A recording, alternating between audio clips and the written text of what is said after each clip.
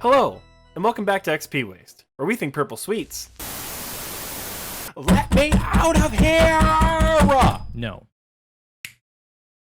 Hello, and welcome back to XP Waste, where we think purple... Michael, please! Let's try that again. Hello, and welcome back to XP Waste, where there's got to be some way out. Michael, I swear, let me Last out chance, of here! Oxie. From the top. Hello, and welcome back to XP Waste, where we think purple sweets should look like candy corn in the month of October. Hi, I'm Oxie. Yes, you are. And I'm Michael. If you are new around here and this is your first episode, thank you so much for choosing XP Waste. It's a little bit of a special episode because we as a show got chosen to kind of pilot video podcasts on Spotify. So like you're likely seeing us for the first time. Also, that doesn't usually happen. Like you'd have to find our YouTube channel for that to happen. These are our faces. Hello, Spotify. If you've never checked out the YouTube, then this is also likely the first time you're seeing. Well, you've seen us in the thumbnail, right? But like, this is the first time it's actually been like, hey. I was gonna say, you realize we put our faces in the thumbnail, Yeah, right? Like, yeah. although we actually did have this conversation a few days ago. I was running agility on the group Ironman, talking to a few people, and they were like, "Yeah, I don't ever look at the thumbnails." I'm like, "Seriously?" They're like, "Yeah, I didn't even know you had them." I'm like, "Sweet, dude." We put a lot of effort into those thumbnails, people. It's like 40 seconds. We made a stock thumbnail 30 weeks ago, and then Michael and I have just been replacing the episode number, the graphic in the middle, and our thumbnail pictures for weeks. We have not put a whole. It takes maybe 10 minutes on Canva to get that all done. I am the considerate co-host, and at the end of every episode, I will actually pose for a thumbnail. It legitimately takes me 20 minutes to find a still image of Oxie that is suitable for a thumbnail. Because I don't know, like I timed it, right? This is on the weeks Michael edits. When I edit, I find a thumbnail picture of myself like that. It's like one tick. I'm like, oh yeah, I remember that. That was good. So here's what we have to do. You just need to send me your thumbnail picture every week, and we're golden. Because then it really would take me like 3 minutes to make the thumbnail. There's this website called remove.bg. It removes the background from any picture.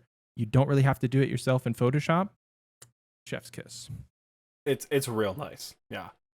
That's how we made Killing Protection Agency the logo for it, which was kind of a pain to make the GPA logo. But yeah, it was also kind of a pain to make any sort of graphic you saw in the two GPA ads, because again, I am bad at graphic design. Video editing, I've got down. I love it. Yeah. Graphics, I'm not. But those ads, it's not my thing. But those commercials, though, Oxie, those are like 10 out of 10 are probably our best. I mean, there's other great commercials, but those are my favorite, I think. Well, that's the thing. Like, they're good commercials, but the video content is like a slideshow. Yeah. It's just verbatim what I say with like a picture of the monster. I realized I had 3 of them for the last video and didn't know what to put. So I just put a Tanzanite fang and was like, that's good enough.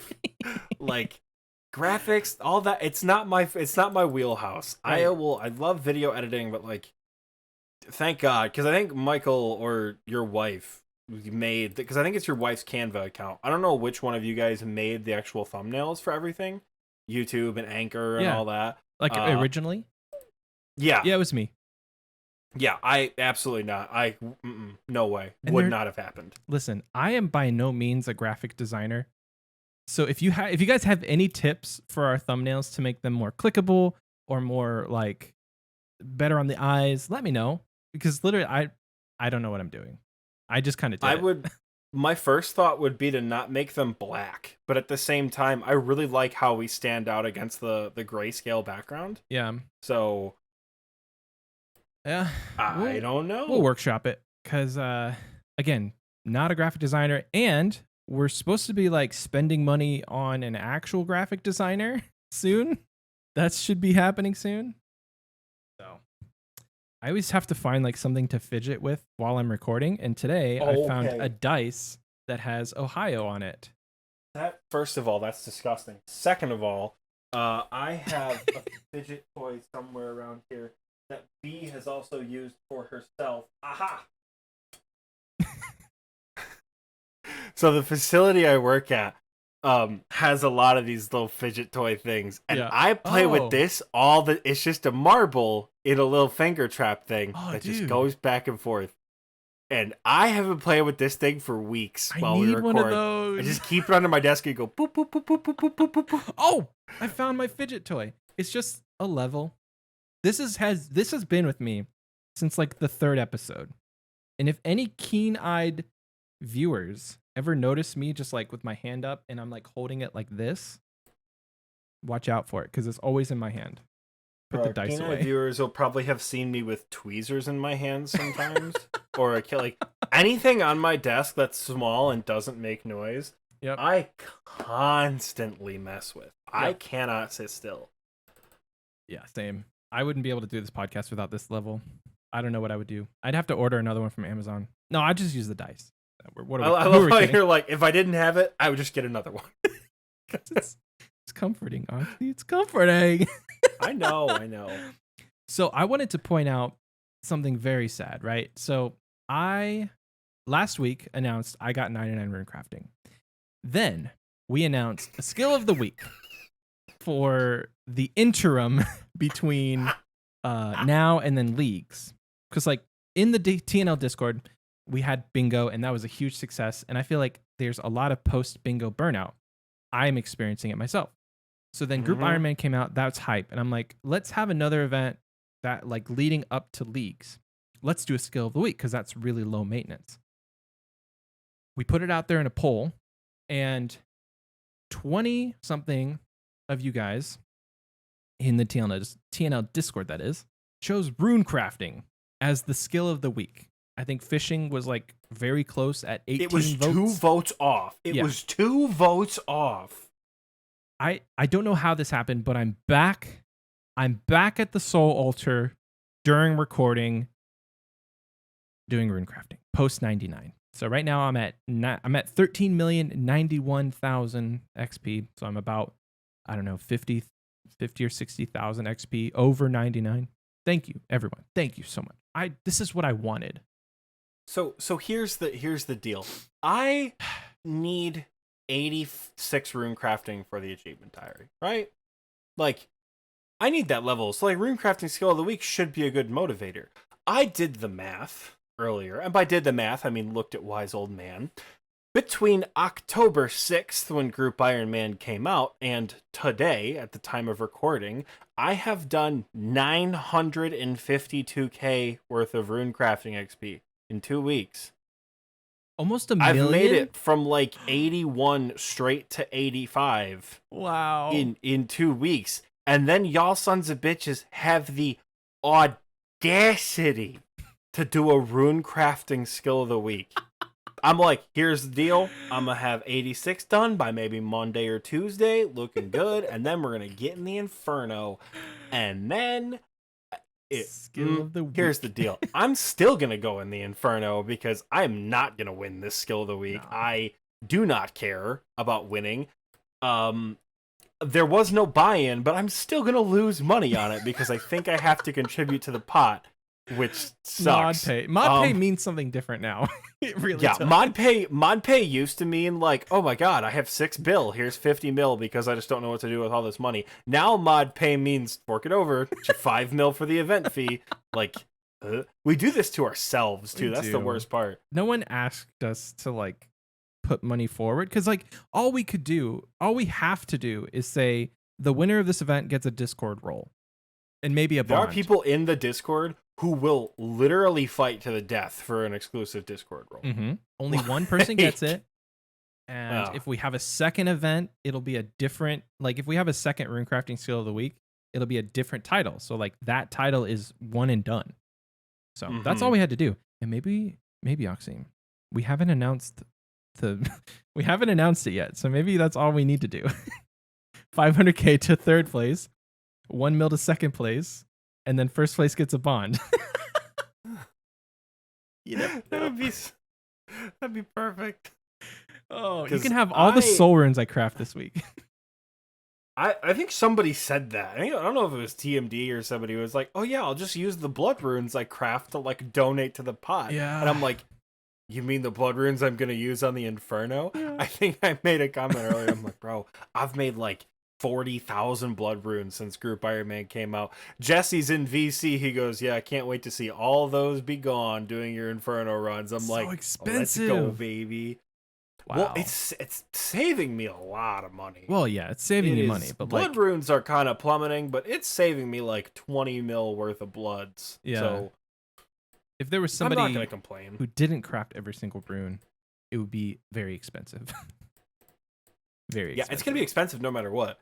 Brews, restores, bastions, staminas. Oxie, you're telling me you're not just gonna go in there with full Justy and a Din's Bulwark? Please. I can't kill Zuck with a Din's Bulwark. Well, you just take in your range, but then you just Din's Bulwark everything else. That is legitimate, XP wasters. There is new metas out right now where you can literally AFK bosses with full Justiciar and a Din's Bulwark. I have watched people in the clan do the AFK Sarachnis method. It's hysterical. Like all the you need is AFK prayer Sarachnis. potions. That's it. The AFK Sarachnis is pretty funny to I watch. kind of want to get the Sarachnis pet. Low key. It's a cool pet. Michael's about to AFK Sarachnis while playing in the group you Iron could Man. round out your spider collection with AFK Sarachnis. See, that's a dangerous game because if I need to round out the spider collection, I need to get good enough at Theater of Blood to get both the Little Zik pet and the Sanguine Dust for both Little Zik and the Niloka recolor. Yeah. So if I want all of the spider pets, which I would someday, I gotta get real good at this game. We could argue that Nilokas are crabs, not They're spiders. not crabs. They're the music track is Arachnids of Vampirium. People call them crabs because it's a lot less discomforting to say, "Oh, look, there's dozens of crabs descending from the ceiling to kill you." Or dozens of spiders descending from the ceiling to kill you. Which one of those two makes your skin crawl a little bit more? Spiders. You know? Spiders. Exactly. Yeah. It's horrifying. Frick spiders. I don't mind spiders at all. I like them, but like, not when they're trying to kill me. Well, I mean, how has your week been? That's usually what we talk about next, right? How has your week been? Trying to think about the structure. Is that what happens next? Because we either could get into what we talked about this week, or like what we did this week, or we can get into main title content, which I'm not keen to get into main title content yet. Listen, we gotta butter up the audience. We gotta prime you guys a little bit here. You guys read the title. Take it slow. What are you, a 19-year-old on a dating app? Take it slow. Question for you. What's up? Well, there's this new thing on Spotify, other than the video podcast. Hi. They have what's called like community features. So for Spotify users, we can either put out a question that you guys can answer, or we can put out a poll for each episode. And I was thinking it would be fun to have a question attached to each episode on Spotify that we can talk about next episode.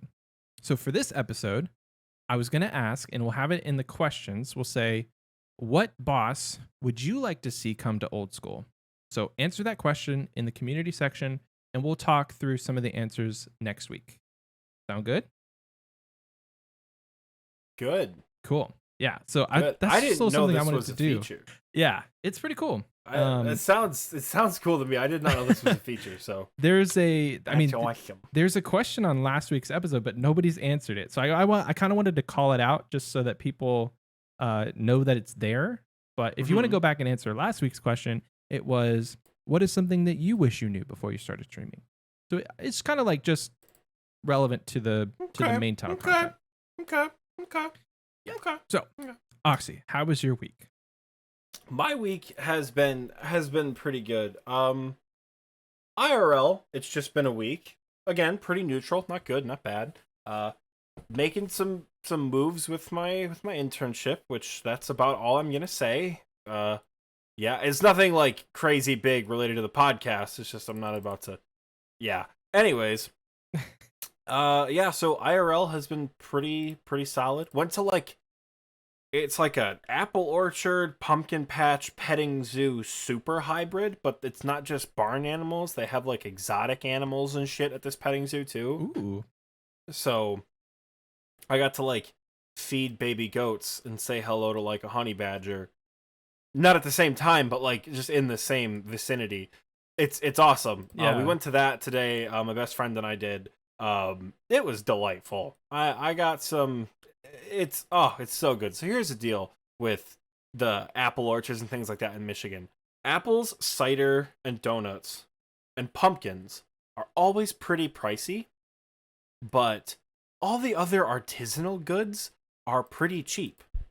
So if it's like $15 for a dozen donuts, it's like $3 for a jar like this big of like normal handmade jam. I got a whole block of artisanal cheese Whoa. for $5. What? You know how good that is? I love artisanal cheese.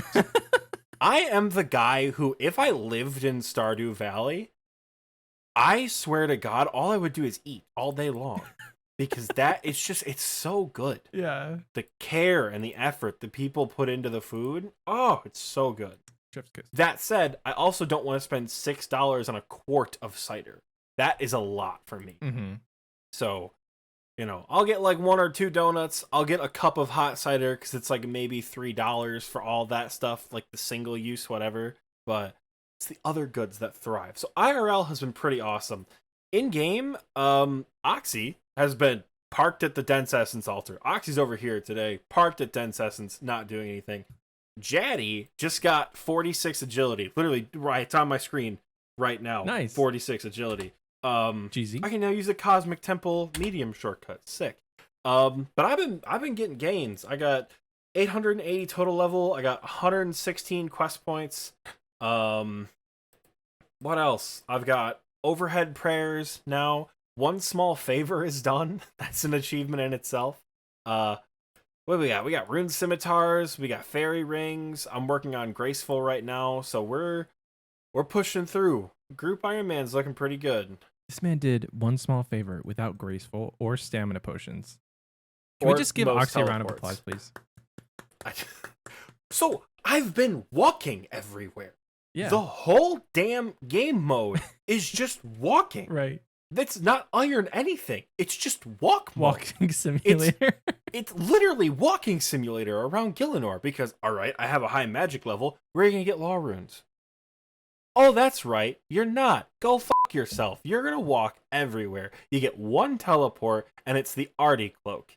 You want to go anywhere on a charter ship? How are you going to pay for it? Oh, that's right. Go fuck yourself. You don't have any money either. I thought, you know what? I'm walking everywhere anyway. I'm just going to do one small favor while it sucks. I don't care. So, one small favor is done.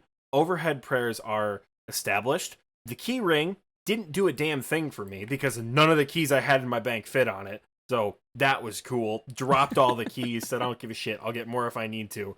We're having I don't know, man. Do you have a chronicle? Because that's the other. I do. Okay. I do. You Remember said how one I said teleport. You get 1 teleport. Those teleports are 150 GP. I mean, that's to go to the Champions Guild. That's just when you've been Remember at what I said Wintertide about for 2 not weeks, having any money? That's easy. I'll buy you. I'll buy some for you.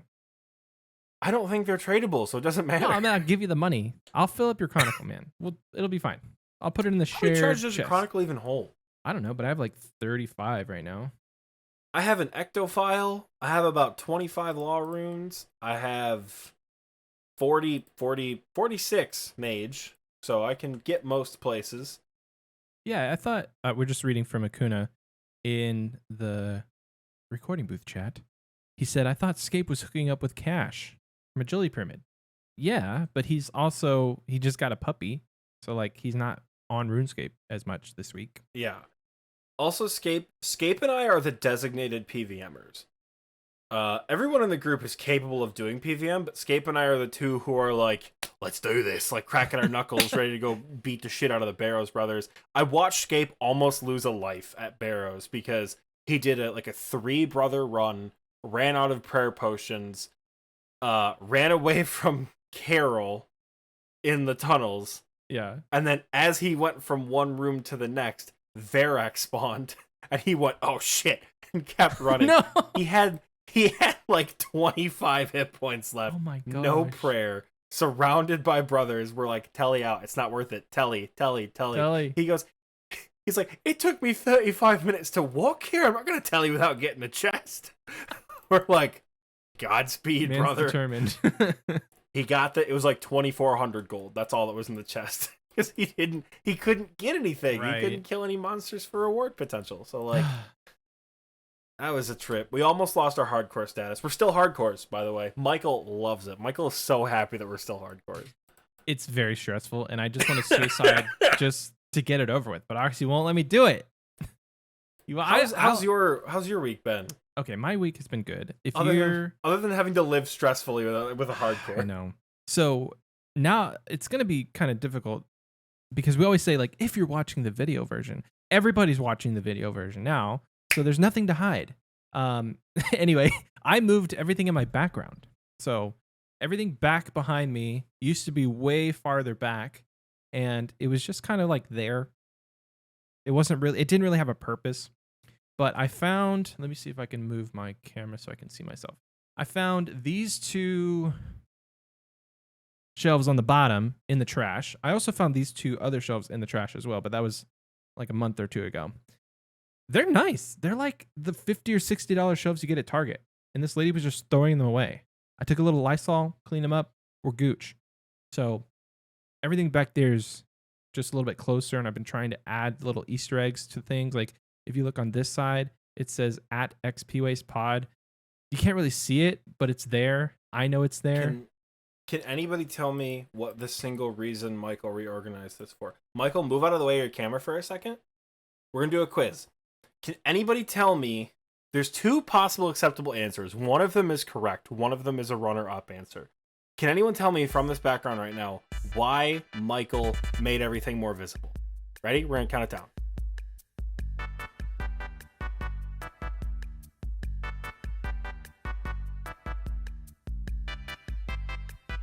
All right, got it. You had 10 seconds to look.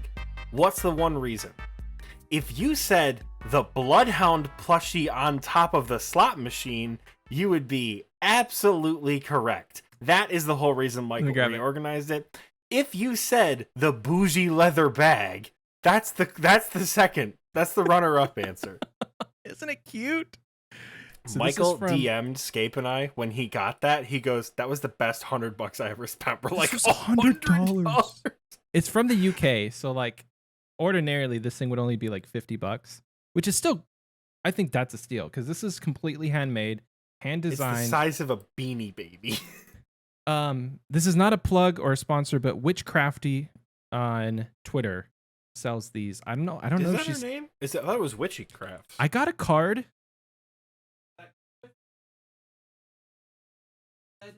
It said Witchcrafty. We've been saying it wrong this whole time. Oh, it is Witchcrafty. Holy shit. We thought it was Witchycraft. You know what? It's because her name on Twitter is Witchy. That's Witchy. Why. Yeah. So Witchcrafty, which is arguably a better name than Witchycraft. But anyway, I ordered that thing like back in September, and it got here like a week ago. So yes, I reorganized my entire background so y'all could see the cute little Bloodhound plush on video, and I'm so glad. Thank you, Spotify, for choosing us as a beta tester for this so that everyone can see it, not just YouTube. So, this is what your beta testing money is going towards. Yeah. Spotify. Let's go. Plush. Well, we expect the check in the mail next week. Imagine getting paid to do something like this. Right? So I reorganized, and then, I mean, other than working this week and kind of being burnt out on my main account, I've been playing the group Iron Man, which I've not made a ton of progress. Just simply because like I don't really like playing on mobile whenever we only have one life left, and it's a lot more dicey. And I've kind of been like, I've had my hand held with how RuneLight has the prayer, like your prayer and your health on the little columns. So it's a lot easier to see when you're about to die versus that tiny little orb. So I haven't been playing on mobile very much because all I would really do on mobile is Wintertod, and I don't. Again, like it's more dicey when you only have one life left and you're being ridiculed and not ridiculed. It is terrifying to play a hardcore. By the way, Yeah. it is the best and worst decision I think we made for Group Iron Man. I would say because so. It's been so much fun to like in one small favor you have to fight the Slagith. It's this big rock monster, right? I've killed Elvarg and the Slagith by flinching with no protection prayers because I didn't have them. So like I'll chuck a picture up right now of when I killed Elvarg. And I was wearing my full hardcore Iron Man armor with like my rune scimitar. So like that felt awesome. And I'm like, all right, this is it. This is an achievement. Like this feels good to do this as a hardcore. I imagine like Seren, Galvek, those gotta feel awesome with the red armor still on. Like that's super cool. I am running agility laps with 8 tuna in my inventory in case I fall too many times so I do not die to agility. Right. I hate existing as a hardcore. Me too. All the time. I really wish I hate it. I wish that we just didn't start as hardcores because there's so many different methods that you can. Like we could have gone to the Chaos Altar day 1. We could have all Prayer would have been picked up so bones. nice, dude. Prayer would have been so nice. And then you die at Wintertod and it doesn't matter. Maybe you lose a couple untradables because instance. But it's not an instance. You don't lose untradables at Wintertod. I died and lost my little crown from Django. I don't know. It wasn't that's there. A holiday item though. Can't you just reclaim that? No, you have to buy it. It's the one in his shop. It's one of. Oh well, that's not like. It's still untradeable. I thought you meant a piece of like pyromancer. No, you don't lose those. Definitely don't lose that. No. But anyway, I kind of just wish that we started regular. And maybe this week, next week, the week after we'll die and it'll all be fine. We'll be blue and it'll be fine. We're so conflicted, particularly Scape and I, who like really wanted to get into PVM. Like I want to get the whips, Scape wants to get the blowpipes. Like we are in it to do PVM. And both he and I are like, I love the idea of being a hardcore, but I kind of hope I get killed by a highwayman so I don't have to worry about being a hardcore anymore. Like we're like, oh man, this is so stressful. We have a challenge, not a challenge. We have like a gentleman's agreement. We have a forfeit, if you will. The person who loses the last life has to change their name to something stupid. I volunteer as tribute. I don't care. I'll change my name.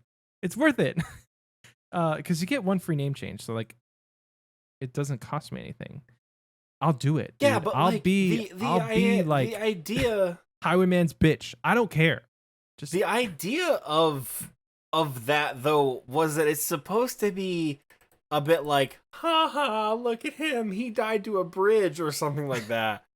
like that's funny. Yeah. If you willingly suicide and just take the name change, that's not funny. Right. You know, I guess it's like, not a forfeit at that point. It's not a forfeit at that point. It's you're like volunteering, you know? Yeah. It's not the same thing. Now, if I try to get my fire cape and I fail and I have to change my name to Sucks Chad's Toes, like people have suggested in our group chat, like that's fun. That's funny. Yeah. Hey, why don't you go for your fire cape this week instead of your Inferno cape? I need to. My bond runs out when this episode comes out, so I don't know if I'm actually going to be a member on my group Iron Man when this episode is live. So I might be cutting willow trees in Draenor. I'll be right there with you, buddy, because I don't really. I mean, I'm off on Wednesday, so like, if I just didn't bond it up, I would have an entire day off, kind of wasted, not playing the group Iron Man. But skill of the week, yeah. Runecrafting. So here's my thing about Group Iron Man. This is like the 4th week in a row we've opened the show with Group Iron Man. I had a horrible realization when watching some videos in Leagues about Leagues 3, which we'll talk more about next week, by the way. Because Leagues comes out in like 2-3 weeks? From something the like that? time of this episode, it's like 2 I think weeks. it's like 2 weeks. 2.5 weeks, something like that. No, yeah, wait, it's literally hold on. 2 weeks. It's 2 weeks from when this episode comes out. Oh, nice. Okay, 2 weeks. Yeah. Trying to do math. So I've been watching some videos and I've realized that the Shattered Relics League, and again, we'll cover it more a little bit next week. You're a fresh account that has some restrictions, but no area restrictions. Mm-hmm. And you get to unlock skills. So, in a sense, I'm going to be doing all this shit all over again on leagues. And I think that's really made me disillusioned with the idea of Group Iron Man. And that's a problem for me. Yeah. Because in my head, I'm like, yo, let's make some good progress. Like, this'll be awesome. And at the same time, I'm like, I'm going to have to do this all over again. Right. Obviously not to the same extent, because, like, it'll be leagues, we'll have boosted XP, we'll have relics, but, like, one of the videos I watched from We Skill Now, great guy to watch during leagues. Is that by the way. redheaded Great dude? content. Yeah, it is. Okay. Great He guy to loves watch during leagues. leagues. Loves leagues. Great content during leagues. He was like, maybe you should follow the OSRS guide. I almost threw up listening to that. I'm like, you want me to spend the league following the OSRS guide? Absolutely not. Nothing against OSRS or the Iron Man guide. Hyper efficient. Great way to play the game. Makes me want to throw myself off a bridge. I could not play a game like that. When we did Trailblazer League, and you had that restriction of, like, what can I get in my area? We went to the Theater of Blood and Obsidian helmets and regen bracelets. Like, D-gen to the point where those two items, exactly, D-gen bracelets, where those two items at this point will always hold, like, that special place of, like, we conquered PVM wearing this stuff, you know? With Relic. But exactly, but the point is it was fun. Yeah. The whole league is open for us. We just have to unlock everything sequentially. So it's gonna be like playing a new account in a way. But like it's gonna be, look, I could be really surprised. We could get some more information, and when I love leagues, so when I start playing it, I'm sure it's gonna be lit, and we're gonna talk about it in a few weeks when we record. But like for right now, I'm like, bro, I'm literally doing all these quests like right now. Like, why am I bothering on the Group Iron Man if I'm gonna do it on leagues? But like, why do I want to do it on leagues if I'm already doing it on the Group Iron Man? Right. And I still don't have an Infernal Cape on the main. Like, watch, you're gonna get an Infernal Cape on leagues. That could There's happen. a beta that comes out today to test out what we're talking about in the main title content. So you bet your whole ass I'm gonna be trying out triple Chads. I'm gonna be trying triples on the beta world when this episode comes out. Yeah. We're gonna see how it goes. Epic. So that was as you were saying that, I had a question for you. What do you value more? An account that's going to be here after leagues that you're going to progress on, potentially for the next couple years, maybe max it, or the temporary game mode where you get a trophy. It's really fun. You love leagues, but are you going to burn out on all of your other content for months? Because you're right. You literally just did all of the starting stuff on your Group Iron Man, and you're going to have to do it again on your leagues account. Literally, and probably in the same order too. Like for first 5 minutes, do Cook's Assistant, Sheep Shearer. Like it's a grind, man. So like, are you gonna play leagues, or are you gonna burn out for like months later and just not play Group Iron Man for a while?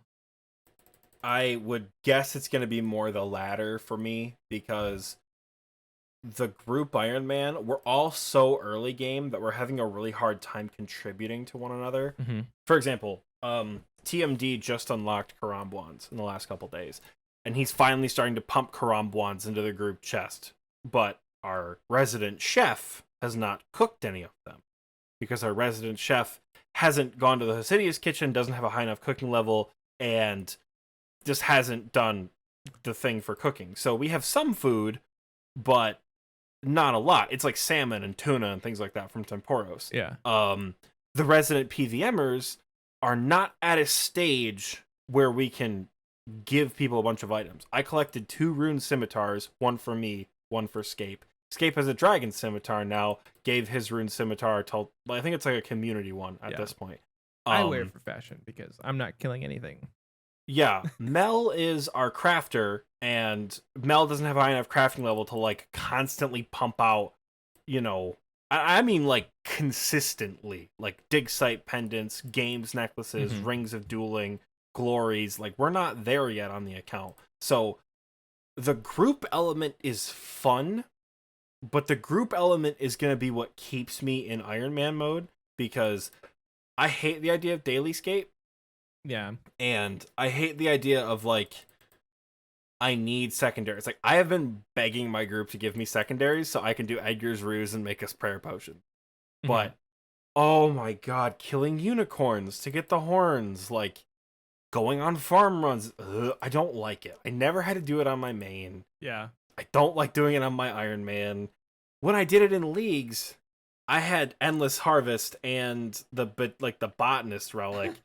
So I would collect like 10 red spider's eggs and be good for like 400 super restore potions. Right. So like, You were like, to me, it was very cushy. yeah, that's fine. That's fun. You harvest one patch gives you 70 snapdragons because it's leagues. Like, that, okay, I can get behind that. Yeah. We're not at a stage like, and this isn't me shitting on my group, because like I also haven't contributed a whole lot other than a rune scimitar. I think I've taken a lot more than I've given because I've been questing like crazy, which again is really long term. I'm gonna be the first one to get to Prifdinus. I'm gonna be the first one to get to Vorkath. I'm gonna be the first one to get to, you know, Miscellanea. I'm gonna be the first one to do all these things. I'm not there yet. Right. So, like, there's a long way to go. So, everyone on my group is doing great, but we're not doing it together enough for me to be like, I love this account, which isn't a slight against you guys. It's just the progression of the game. So, Leagues is great. Plus, I love me a good untradeable cosmetic. You XP wasters know this. I do love a good untradeable cosmetic, especially if it's a flex. So, I would like another rune cup to match my other rune cup, please. Thank you very much. So, I will be playing Leagues. I love Leagues. So, I guess you're playing Leagues on your Oxie account. So then you could, I'll be playing Leagues on Oxie. You could multi-log and just like fish or do something on the group account. Yeah. In the meantime. But that brings in the other hurdle of, about this time last year, I had gotten exposed to a lot of PVM in the Discord, and then later down the road in 2020, I would be playing Leagues too. I would be experiencing bosses for the very first time. I learned TOB, strong quotations, learned TOB in Leagues too. I got real confident with Leagues. So I said by the end of 2021, I want an Infernal Cape. League starts on the 3rd and extends until probably after Christmas. Right. So, unless I'm going to take my tower home for Christmas break and grind the Inferno in my, like, childhood bedroom, I'm kind of time locked between, like, now and the start of Leagues to get my cape. I've been told by the capers in our Discord that, like, you're not going to get it in 2 weeks. I don't expect to get it in 2 weeks. You know? But you can make progress. I'm gonna make progress, but like it's gonna be a struggle, and I'm gonna have to keep throwing myself at it. Yeah. Which is gonna suck because, like, you know, it's almost like I should be playing Leagues on my pure account. Right. You know? But that triple log, untradeable cosmetic. So much. Exactly. Here's what I'll say. You have the potential to burn out of Leagues too. This kind of always happens towards the end. Like, not many people really play like the last week or two. So there's people who are going for their certain, like the cup that they want or like the tier that they want. So it's funny you mentioned that. I burned out of Leagues after probably like 5 or 6 weeks of doing it straight through because I was making all the YouTube videos and all that. Yeah. And then they announced combat achievements. And I was like, I have shit to do in the main game now. And I went over to the main game until about a week and a half left of Leagues. I was like, I have shit to do in Leagues. So I went back to Leagues for a little while and then went back to the main game. So yeah, sorry to cut you off there. No, yeah. But yeah, there's potential where you can still get it within 2021 if you start practicing now and then you play Leagues and maybe you go back and forth. Who knows? Maybe you go like 1 or 2 days of the week just sending Infernos on your main, not in the main game, and then the rest of the time you can go play Leagues to kind of refresh your mental state, because I've not even tried the Inferno, but everybody that I've talked to who is doing it say that like it's really easy to burn out because it's hard. Yeah. Like first attempts are hard. Yeah, first capes are very difficult from my like I've lived it a little bit. It's very hard. I have not gotten to Jad, I've not gotten to triples, I've not gotten to Zuck. I've not even gotten to double majors. Like, you know, my cap is still pretty low as far as the Inferno goes. And I know it's gonna be tough, but it just feels attainable. Now, it doesn't feel like, and I feel like I've said it for a few weeks, but like it doesn't feel like, oh yeah, this is a fever dream a year from now. Like, right. I've got the shit. I've got everything. I need money for supplies, which I'm funneling in through blood runes. And that's why I'm debating, like, do I buy a bond for my group Iron Man? Because I could spend that money on potions for the Inferno. Yeah. It's attainable, but I don't know if I have enough time to attain it before leagues. So that's the pickle that I'm in. Yeah. You'll figure it out. But, you always do. The end of my weekend, I went to a wedding. Shout out to Daniel, who I met there. My wife's in a book club, and me and Daniel were the book club husbands that went to the wedding for another member of the book club. And I don't know how it happened. I think so. I took our son into the closet where my wife was like trying on dresses and stuff. And he's in his little rocking chair, and I had my iPad sitting in the rocking chair with him. And I think my wife just took a picture of our son and sent it to book club. And then one of the girls, Daniel's wife, showed Daniel, and he's like, "Oh, he's playing RuneScape." That was the day that I met him, and he's like, "Hey, I heard your son is maxed." I'm like, "What do you mean?" And that was our introduction to we both play RuneScape. So I told him about the podcast. He might listen. I don't know, but shout out to Daniel. What's up? Thanks for checking us out. I got 99 runecrafting, and he goes, "Did that come with like therapy?" Oh, he like shuddered a little bit. It was great. When Michael told me that, I said, technically, yes, it did. Thanks, Oxie. You're free therapy. All I had to do was host a podcast with you. For like 30 weeks straight, and then you could get the free therapy. Well, cool. So that was my weekend. That was my week. So let's get into it. I'm glad you've had a good week. Glad you had a good weekend. My current timer says 49 minutes and 15 seconds. Which is not totally accurate, because we took a little bit of a, probably like 5 or 10 minutes just chit-chatting, but yeah, Michael and I started recording and then lost track of what the hell we were talking about. And then we're like, oh God, did we start? We like did the countdown, got distracted, and we're like, shit, we actually need to do it. So we're almost an hour recording, people, but like you guys will be like probably 30 minutes into the episode right now. 8 minutes. We're just cutting all this shit out. 8 minutes, baby. 8 minutes. Hello, XP Wasters. Yeah. So as we were saying, if you're new here, welcome. Let's talk about main time.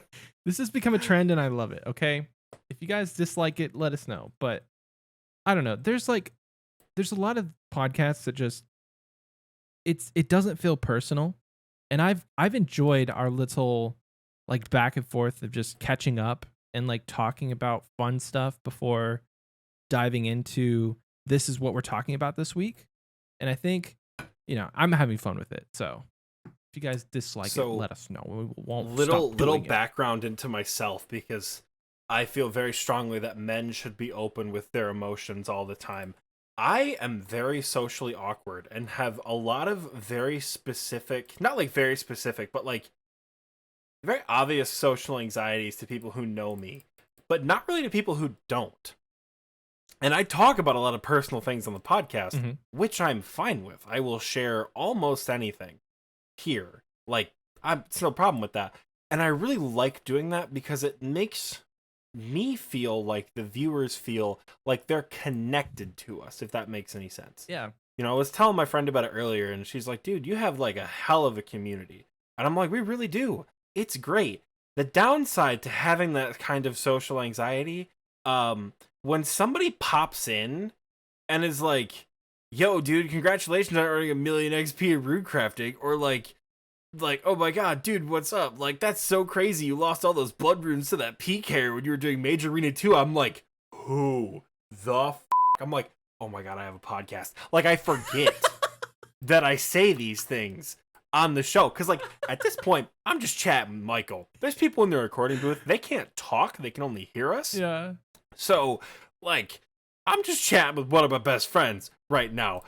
And I do get thrown for a loop sometimes when people bring up something that's real personal. I'm like, how did you know? How do you know that? And then it's because I do the thing. It's not to say stop doing that. I really do appreciate that you guys listen and like take in the episodes. And like, I'm never gonna be like, oh, don't say that to me. Because I love the fact that you guys feel so connected and are like, oh my god, I know them on a personal level. Because like, that's something that not a lot of people have, and I would never trade that for the world. But if I ever give you a weird look, or don't immediately respond, or give you like a, okay, cool, it's because I 100% forgot I said it. Yeah. 100%. That's what it is. So you say that, and it makes me think of a fun extra episode for our Patreon. So that got me thinking, we should have somebody go back and like pick out different things from like past episodes and be like, in episode 2, when Michael said this, what did Oxie say in response? Was it A? And then just go through. I think it would be hilarious. Like, we said that? Because it's been, I think this is episode 34. So we could do it for like the week after our like 50th episode or something and be like, this is the special halfway to 100. Or 92nd, because that's halfway to 99. But that would be a long time. Okay, that actually would be a lot of fun. Anyway, we're halfway to 99. So that's just a tiny little plug for our Patreon, patreon.com/xpwaste. We'll get there. Don't worry. Michael, what the hell are we talking about this week? So you guys have probably already read the like the update blogs for Raids 3 and the NEX boss. So we're not going to like fill your ears with... Oh my god, he didn't say ear holes. This man, thank you. Thank you. I said it in my own head, but I didn't say it to you guys because it makes Oxie uncomfortable. We're not going to like reiterate exactly what was written. We're just going to kind of theorize some things. Maybe talk about what we're excited for in the rewards. But yeah, so it's going to be focused on mainly some like endgame PVM. We don't have a lot of endgame talk on this podcast. So if you're not there yet, you will be there. We promise you, you will be there. That is one thing we really don't talk about. For two players who are hunting their Infernal Cape and hunting their Max Cape, we very rarely talk about the endgame of old school RuneScape ever, which is why I'm really surprised sometimes, because people will join the Discord and we'll be like, hey, what's going on? Like, do you need to learn chambers? You need to do Night at the Theater? And they'll be like, no, I'm good. Look up my stats. They'll have like 4,500 Theater of Blood case. You'll be like, Jesus Christ. It's like, yeah, you guys were funny when you made those drinks. We're like, oh my god, you're way too good for like skill wise to be here. Hey there, what's going on? You know how I'm always like... very... Go ahead. I was just, I'm just always very surprised when we have endgame PVMers join the clan. Right. Because I feel like that's not the audience we attract with how we talk about the game. And I love having them around because they really help teach everyone how to do it. Yeah. So everyone who's joined and actually knows how to do PVM, thank you. You guys are awesome. If you don't know how to do PVM, you're also awesome. Like I said, real awkward when talking to people I don't know. So I feel like it's the case of some people are like adults, but they are like an adult stuck in, or like they're a kid stuck in an adult's body. Like I feel like I have the imagination of a child sometimes. It's like we're endgame people, or like we're mid-game people stuck in endgame bodies. That's how I feel sometimes in this game. Yep, 100%. I am a mid-game player stuck in an end-game player's account. Yes. 100%, that's what it is. I am still doing the shit that I did. I'm 500 hours into the account on a 5,000 hour account. Yeah. So if that I'm going to hunt. I'm that's going our to new hunt easy description. clues. I'm going to hunt easy clues at thugs in like my full clue gear. People in voice chat are like, "Why don't you just buy gourmet implings?" I'm like, "What do you think? I'm made of money?" They're like, "You have an 800 mil bank." I'm like, "What do you think? I'm made of money?" Yeah. I'll go out with the ring of wealth imbued, killing thugs for easy clue. Classic. Yep. God, we really are. So this week is going to be a little bit more endgame focused, though, because Michael and I have a pretty positive outlook on the future of endgame PVM after reading these blog posts. Like Michael said, we're not going to just reiterate them to you because you're listening to a podcast about old school RuneScape at work, at home, on a drive, or in your bed with your AirPods in. We know you've read the damn blog post, right? Yeah. You're committed at this point. There's no turning back. You've read the blog post. You searched RuneScape to find a podcast about RuneScape. Yeah, you are in it, baby. You are in it. Do you want to talk about NEX or Tombs of Amascut first? Let's start with NEX. NEX. Because I feel like in the order of sequential, like in sequential order of things that are being when released, they're going to be coming NEX out, is coming out first. Yeah, I'm really excited for this. I think NEX looks interesting. Like, I think NEX looks like shit, but I also didn't play in 2011. I said interesting in a like it doesn't look good. Yeah, I think NEX looks ugly as sin. Doesn't I don't look like a God Wars boss to me. Yeah, I don't get it. It looks like a bastard Aviancy. I'm looking at the thing right now. Me too. Again, I did not play in 2011. I have no reference point for what NEX should look like. Right. We should preface this with we are old school players talking about NEX. So any RS3 people, very sorry. Let's just preface anyone with that. a hit. All right, NEX looks way cooler in RS3, dude. Holy shit, man. NEX RS. NEX looks way cooler in RS3. Bro, the concept art for NEX in RS3. Shut up, dude. That's like awesome. The big wings and the wow. Yeah, NEX looks sick. Yeah. I get it. What happened in old school? Oh man. I just don't How did this happen? Yeah, how did this again, it's a work in progress. Like, we're not gonna criticize right now because we have no reference point, but like if you I just keep seeing NEX in the GIF like Naruto running and then like stretching her whole leg out. It's like that meme, like you versus the person she told you not to worry about. If you told me, if with no context you showed me this GIF and we're like, yo, dude, this new boss is coming to old school RuneScape, I wouldn't believe you. It's like, did 25 buttholes make this? What is this? Yeah, I literally thought it was like a meme on Twitter. I'm like, this isn't real. Art is subjective, and I don't, again, I'll never shit on the J mods or something like this. It's a work in progress. It's going to look better over time once it's developed. Ooh, man. I'm speaking as someone who doesn't, whatever. Moving on. Oh, man. We have to scroll down. We Scrolling down. Up for that whole damn blog post, dude. So, before we get into the weapons, the lore nerd in me is about to come out for a hot second. There is a line in the thing talking, because there's a mini quest where you have to, like, unlock the frozen door, right? Oh, there's a mini quest for it. I'm excited. So it's quest lock bussing. You have to do desert treasure and then a mini quest. So when you log in, a messenger is gonna appear like some Skyrim shit and give you a message to start this mini quest. Well, pretty much you have to go talk to this like follower of Guthix who's been tasked with keeping it open, and I'm like, oh man, this could lead to Slisky, I think. Is that the name of the boss? I don't know. This could lead to while Guthix sleeps. Oh. This could lead to something huge lore-wise. Yeah.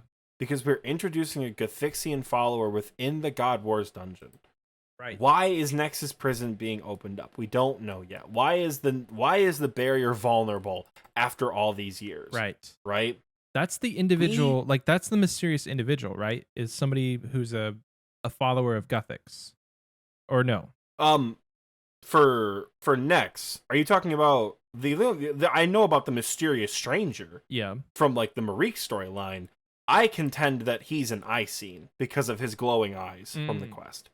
But if he is a follower of Zaros, that's a mind if I've ever seen one for sure. Isn't but it like just cats and camels that follow Zaros? Jesus Christ. Basically. As far as we know, yeah. Yeah, I'm really excited. This could lead to a lot of cool like lore stuff. This could lead to a lot of cool mini quest stuff. I'm pretty certain Slisky was the god that gave the Barrows brothers their abilities and also gave the Barrows brothers their immortality after they were resurrected. So I again, this isn't talking about Slisky. This is just me being excited that like more Zaros lore. Yeah. So like anyways, what are your thoughts on the Zarosian God Sword, the ancient God Sword? Because you've talked about it for weeks. I think it's pretty interesting. I'm looking at it right now.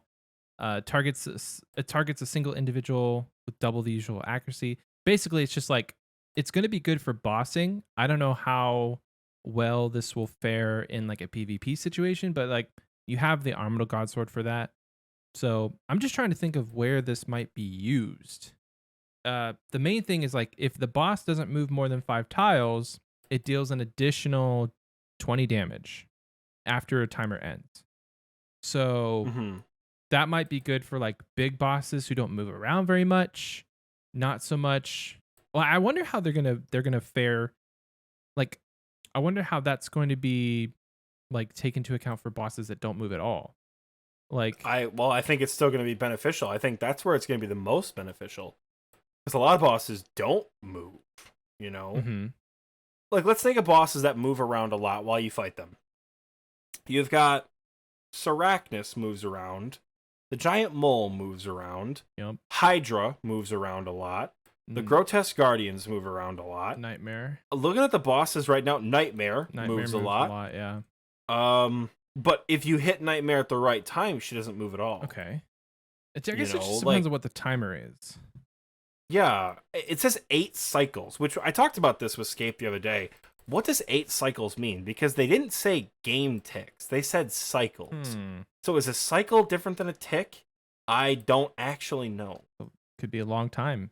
And that would really only be good, like, what is it? The lady with the blood hot tub. I don't remember her name. Maiden. Like, she doesn't move at all. The lady, Jesus Christ. None of them, other than Verzik in P3, none of them move. Bloat moves? Bloat do be running. Usain Bloat do be moving out there. That's for sure.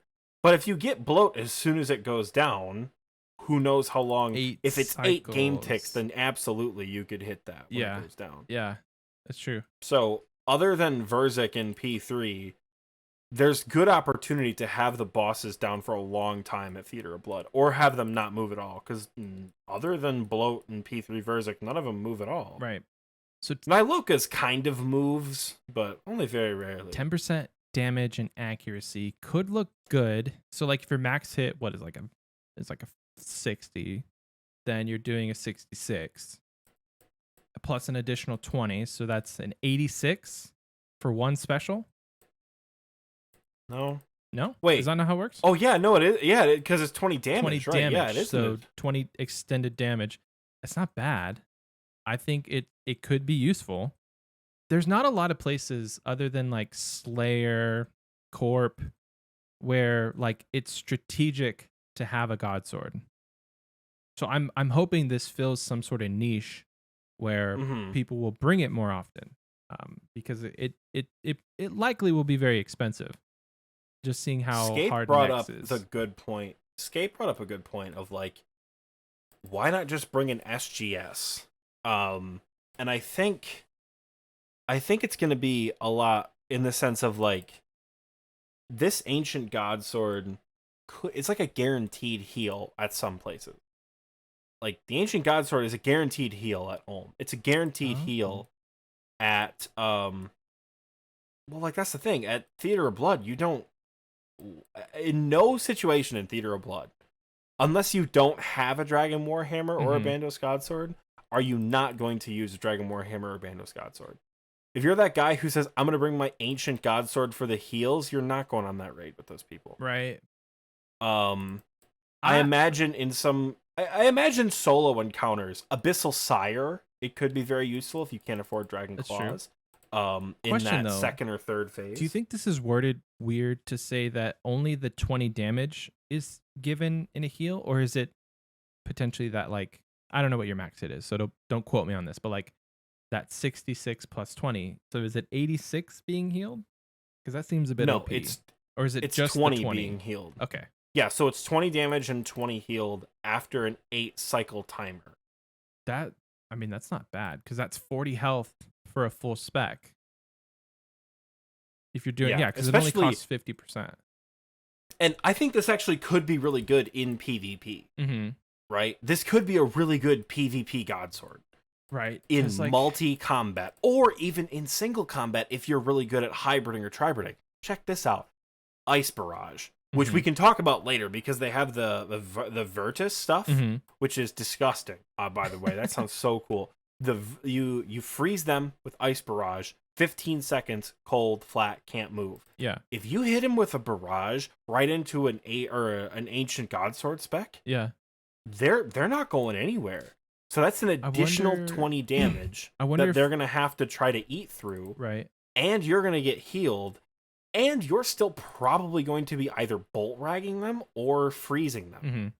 If you do an Ancient God Sword spec into a Dragon Claws into bolt ragging, how the hell are you going to out-eat that? Especially if you don't know how the Ancient God Sword works in a PvP situation. Right. And you suddenly take 20 damage while you still can't move. Where did that come from? Yeah. I think the Ancient God Sword could have some real PvP potential.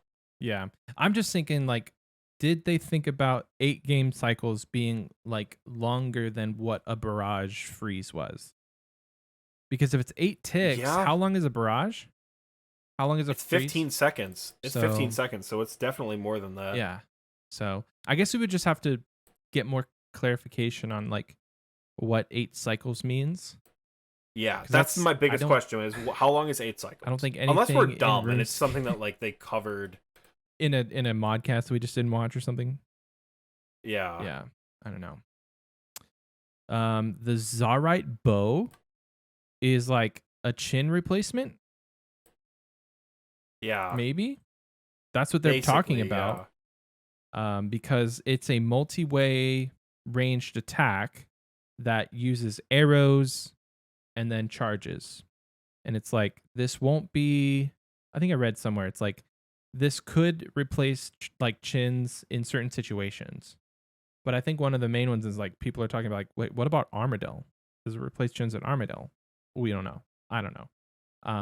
I kind of skimmed through the blog post, trying to remember. I read it and I looked at the statistics. I think the Zarite bow is going to be really good in multi-combat situations. But what I'd be interested to know for particularly Armadillo. So Chinchampa's roll, don't quote me on this, it's going to be a very vague description. Chinchampa's roll their bonus damage based on the defense of the target you hit them with. So that's why you chin the meleeer, because the meleeer has a lower range defense at Armadillo. Therefore, the chins bounce that damage off onto Kriara, and Kriara takes a lot of damage, so that's how you kill him quickly with chins. That's why that works. And when the meleeer dies, you switch to a twisted bow, or a blowpipe, or a bofa, and you attack Kriara. You don't chin Kree directly, right? Because his mage defense is too high, or his range defense is too high. If the Zarite bow works the same way, in theory, could the Zarite bow be a cheaper and, more importantly, less risky option at Kriara? Because if you die with a Zarite bow, in theory, you keep the bow. Correct. But if you die with Chinchampas, you lose all of them in your inventory. Which They is all run away. Such a crazy How mechanic. many times have we had people in our clan be like, "What up? Just lost 3,000 chins at Arma because I glanced and didn't pay attention." It's a crazy mechanic. Like, It's a crazy mechanic to me. It happens to everybody, right? So if that's the case and you don't lose charges, I think the Zarite bow could be a fantastic replacement for Chinchampas. Admittedly a bit more expensive though. Yeah. And because RuneScape players are obsessed with max DPS, it might not beat out Chinchampas because according to the multi-combat chart that they put up there, it looks like the Zarite bows with like 3 or more targets is going to come in at like a 27 total damage per second, and Chins have a 28. So like that one extra DPS point might make the Zarite bow dead content. Oh my gosh. They said that about the bow of Ferdinand, and I've talked to so many people that own the bow. I said that about the bow of Ferdinand. I was terrified that the Bofa was going to suck. And the Bofa is going to be what gets me through the Inferno. So I've talked to so many people who own the bow and a T-bow, and they're like, yeah, I probably would just take the bow of Ferdinand everywhere. Not everywhere, but a lot of places to make that cost differential not worth it. Because we're talking 800 mil versus like 250, maybe. It's not 250. It's like 170 right now. Well, you're talking about like full crystal, and then you have to corrupt it. Not just the bow itself, but like that's true. All in investment. It's about 300. Yeah, at that point, it's about 300 mil for all of it. That 500 mil can go towards other gear. So yeah, this might end up being that way. I know chins are always going to be a meta for somebody, but it might be worth it for somebody to spend like, I don't know, a couple hundred mil on a Zarite bow and never look back at chins again. That, not to say that this bow is that going to be that OP, because I think it only hits a couple targets. Like it doesn't hit as many as chins. It can hit up to 3 targets if you're wearing the Zarite Vam braces, which is a piece of armor that goes along with it. That they're better than Barrow's gloves for offensive bonuses, but only for range. They're a range specific glove, which is huge. We haven't had range specific gloves ever. Yeah. Since OSRS has been a thing. So the fact that they're introducing it with the Zarite bow is super cool. You know, a little bit of a range strength bonus on them, and they have plus 18 range, but they have negative melee stats. So that's really cool. I love the Zarite Van braces, and they allow for increased amount of targets to be hit. Yes. I imagine Chinchampas are still going to be the best for Iron Men. I found in the blog post where it says Chinchampas will still remain the best in slot weapon for 4 to 11 targets, and then the Zarite bow will be best in slot range weapon for hitting 2 to 3. So it could be the new meta at Kriara. Here's the thing. When it hits more than one target, it uses a charge, which I believe are like the Nihil Essence or Nihil Shards, whatever they are. Nihil Shards. I'm going to go out on a limb and say that these things are untradeable. Hopefully. But that forces me to ask the question, are Nihil Shards going to be like Crystal Shards where you can break down armor and gear from NEX to get the shards? Or does this bow now have a time commitment? Right. Where if you want to take it to Kriara, you have to spend a couple hours at NEX getting these untradeable Nihil Shards. Because if it's not like the Crystal Armor Seed or the Weapon Seed or the Enhanced Crystal Seed where you could break it down, get the shards, and use them for what you want for a little bit of overhead cost. Yeah. You know? Well, that would kind of... I would imagine they implement something like that. Yeah. I mean, that would balance out Chinchampas, though. Because that's kind of the thing for Iron Man is like... And I guess mains who want to save some cash, but like you spend a little while before your God Wars trip going to get the chins. Yeah, that's true. But that's for Iron Man. Maybe it is. Yeah. Well, maybe it is the same thing. Like we know Iron Men who have spent just forever getting chins. So I think that's probably a fair balance, but like that sucks as a main account to be like, Oh damn, I'm out of charges. I need to like go get Go some more. kill Unless the NEX. monsters in the cave just drop like an extortionate amount of charges. Right. You know, Or it's a like decent Temporos amount. where you get like 2,000 feathers per dip or something like that, which is like hours of fishing. Right. If it's something like that, then it's not that big of a deal. Sure. But I think it's a very interesting mechanic. Yeah. What's next? Oh, you talked about the Van Braces. Those are going to go with the bow. And then I'll let you talk about Vertice Armor. Vertice. So Vertice is cool. Vertice gives a 3% damage boost per piece worn. And if all 3 pieces are worn, which is the robe top, the robe bottom, and the mask, which I'm excited about because that kind of reminds me of like one of the Dragonkin masks from Skyrim. The Dragon Priest masks. All those were so cool. I'm kind of getting Dragon Priest masks vibe, even though I'm sure it exists in RS3. No reference point for what it looks like. It gives bonuses for the ancient spells. So, no one gives a shit about the smoke spell. The shadow spell actually drains offensive stats, which is cool. If you wear the full set. So, shadow spells might become relevant in PvP. Okay. Maybe. Not that they're going to become more relevant than Ice Barrage. Right. Ever. Nothing is going to be more relevant than Ice Barrage and Fire Wave if you're talking mage. I would probably throw Teleblock in there as well, but like, and Vengeance. Those are the 4 spells. Anyways. But blood spells heal. Well, here's this. What about like creatures that you would normally want to drain that? Like Corp. Does Corp have a mage event? What's the cap on that? Right. Holy shit, I didn't even think about that.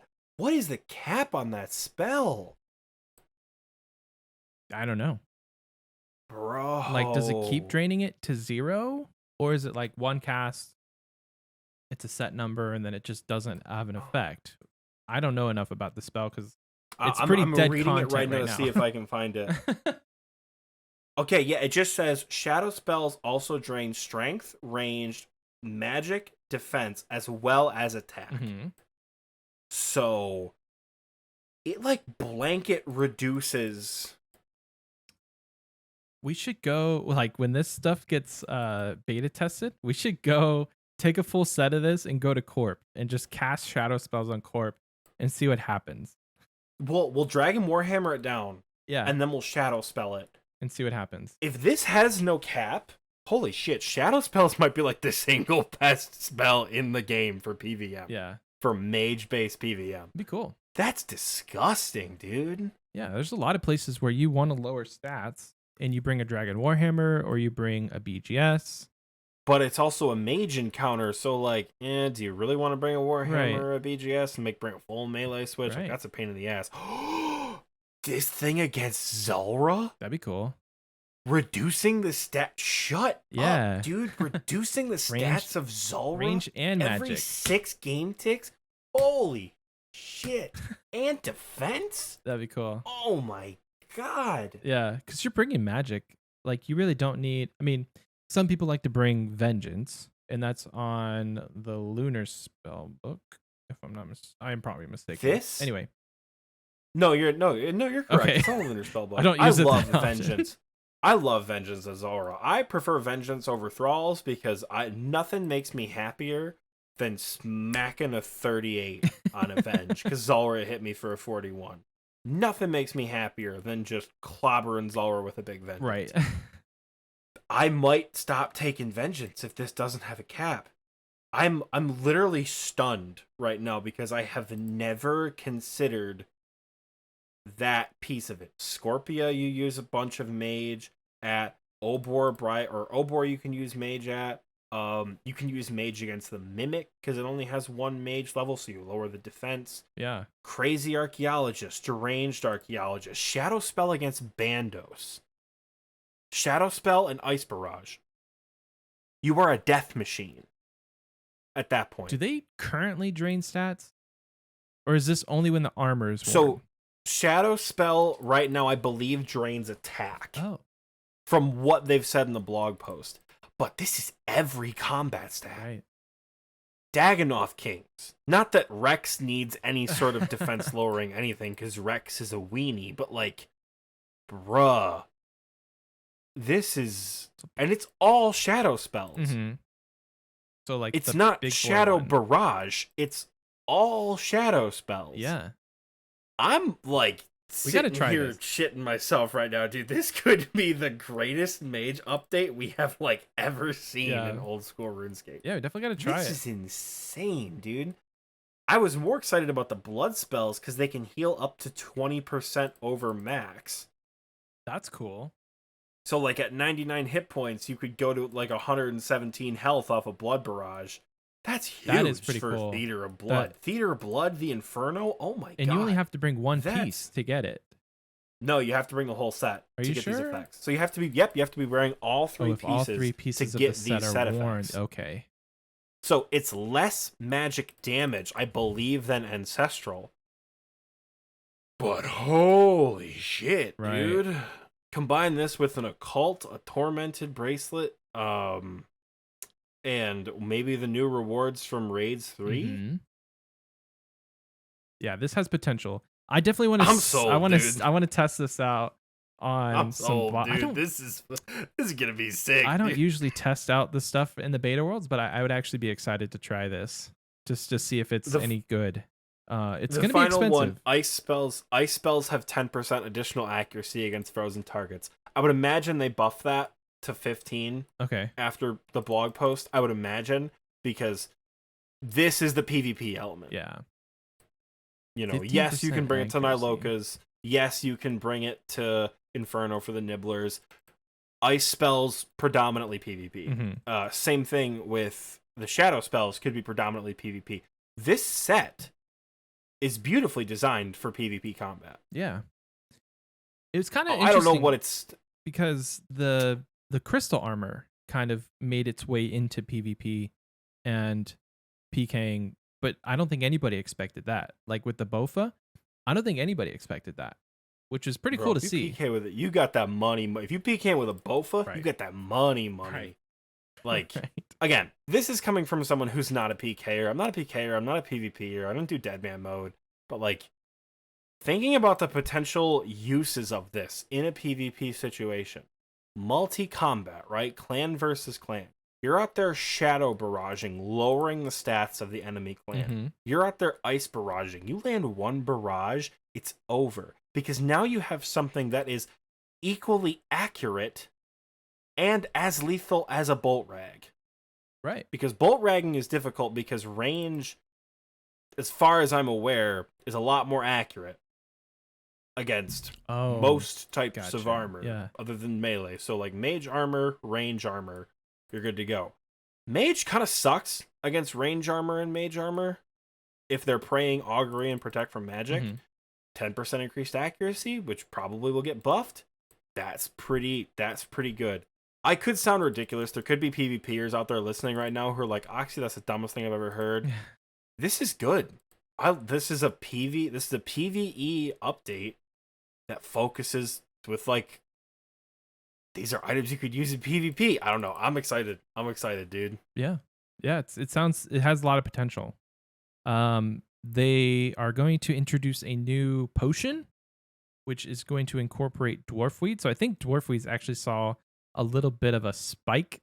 Buy a dwarfweed. Buy a dwarfweed. When this post came out, I unfortunately had no idea. When somebody said buy a dwarfweed, I was like, "What are you memeing? Is this a weed reference?" But no. The new dwarfweed potion called an Ancient Brew. It's going to be linked in the description if you want to check it out. We also have Blood Essence. Oxie, do you know much about that? TLDR, you could get additional blood runes. Bad for XP, really good for money. Money. Yeah. Yeah. Blood runes per. Without going through the blog like we said we were going to, was there anything else that was super exciting for NEX? So we can move on to raids? Ancient ceremonial robes sound like some pretty bitchin' fashionscape. No idea what they look like, but who doesn't love a good set of robes? On to raids 3. So this, I believe, this is kind of some of the same things that they released during the Summer Summit. Am I right? Yes. Okay. So this is the stuff that we said that we would get to when we did the Summer Summit, and we kind of focused on Deadman mode because we're like, there's too much here for us to go into. We're going to break down the rewards a little bit here, a little bit more detail. Like I said, we're not going to read the blog post word for word, shot for shot, but we are going to talk about some things that we are interested in. I personally am really interested in the Missouri equipment because I think it sounds a lot of fun. But these rewards introduce a lot of brand new mechanics to old school RuneScape, which I imagine every raid has done. The Twisted Bow rolled off of Magic Defense.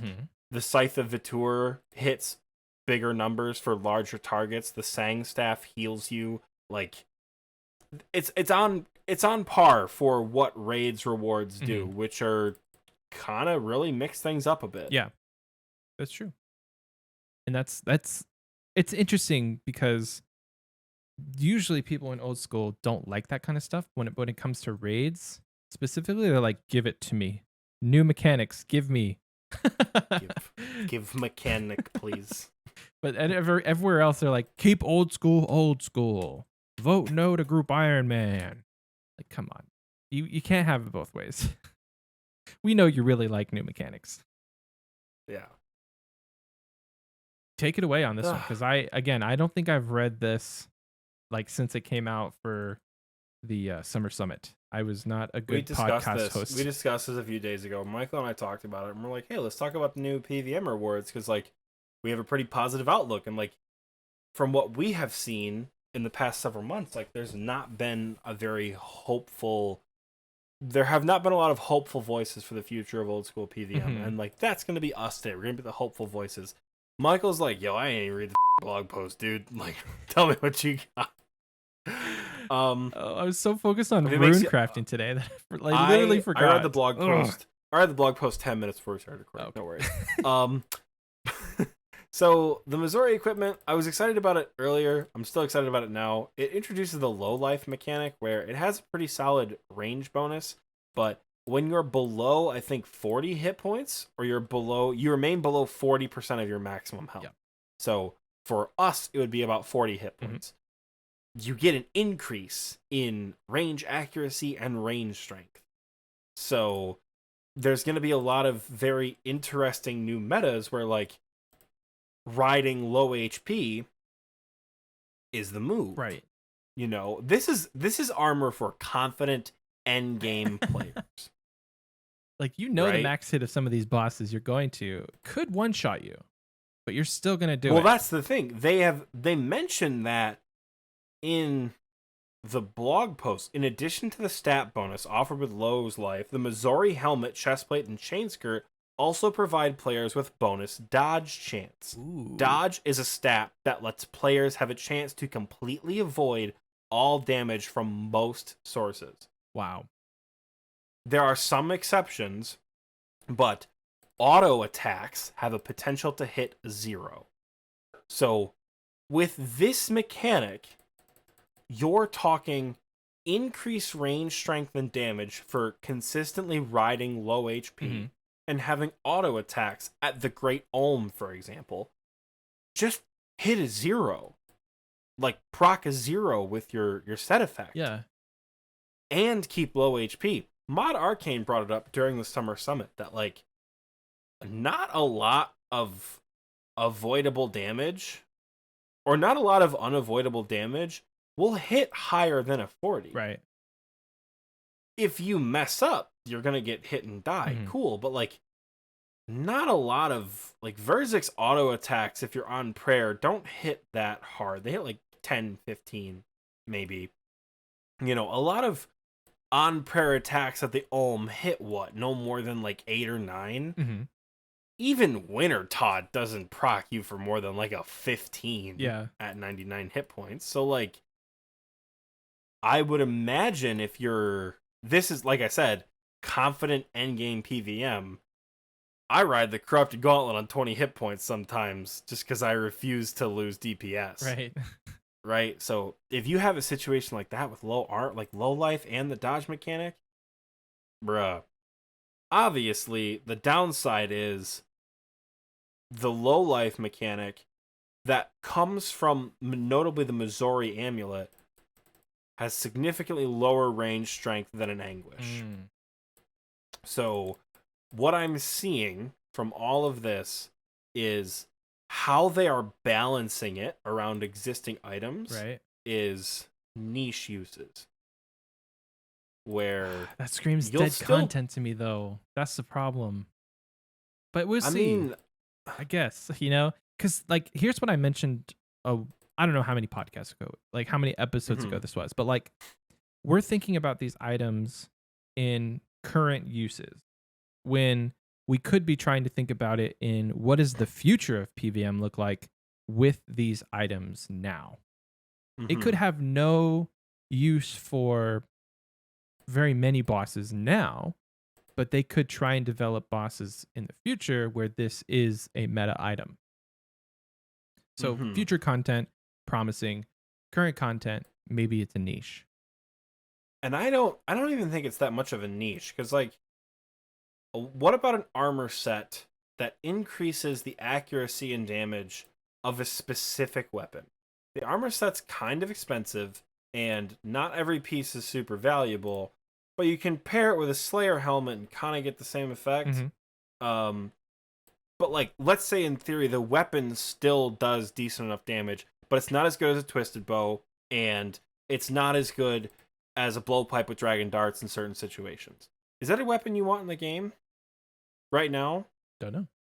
Okay, maybe on paper. Right. In practice, the Bofa is going to carry me through the Inferno. Right. Because that's what I have just described as the Bow of Fairness. Right. And that bitch hits like a truck. Right. So, it does sound a bit niche. It does sound a bit weird. I can't imagine the squad going to Armadillo and people being like, all right, everyone, bring your Missouri gear. We're going to ride low HP the whole fight. Because if you wear the whole low life equipment, you take 15% of your remaining hit points damage until you're at 40%. So you take tick damage. Oh, wow. If you're at above 40%. So it gets you, keep you at that low life. It gets you there. Yeah. Wow. So you'll be at 40%. You are committing to the bit if you wear the full armor. Wow. Which I think is fun. It's niche. You could pair it with like DH bombing if you hate yourself. Like, I don't know. I think it's very interesting, and I think that point you made of, this has future content in mind. Yeah. Is something we really got to hold on to. Right. Because I mean, there's tons of things that have come out since the Twisted Bow was released or the Scythe was released that it's like, oh, that's a no-brainer. We're bringing it. It's going to be good. And so you just can't always have the content that you are currently at in mind when thinking about items that are coming in the game, because like in other games, yeah, I mean, if they release a new item or something new to the game, it doesn't always mean that new content will follow, but we know for old school RuneScape, we're going to be getting content pretty regularly. So that's almost a guarantee. And here's another thing that we haven't considered, particularly about the Missouri set, but we can consider it for all the other items as well, right? We don't know anything about the raid itself. Right. Think about the two weapons you just said, the Twisted Bow and the Scythe of Vitur. The Twisted Bow treats Olm like a redheaded stepchild, and the Scythe of Vitur is basically the most essential weapon you can bring to COB. Yeah. Because it shreds through everything except the tiny little Nilokas and the blood spawns at Maiden. The Scythe hits hard. Yeah. Everywhere. That's a weapon designed to be used in the encounter it rewards you from. Yeah.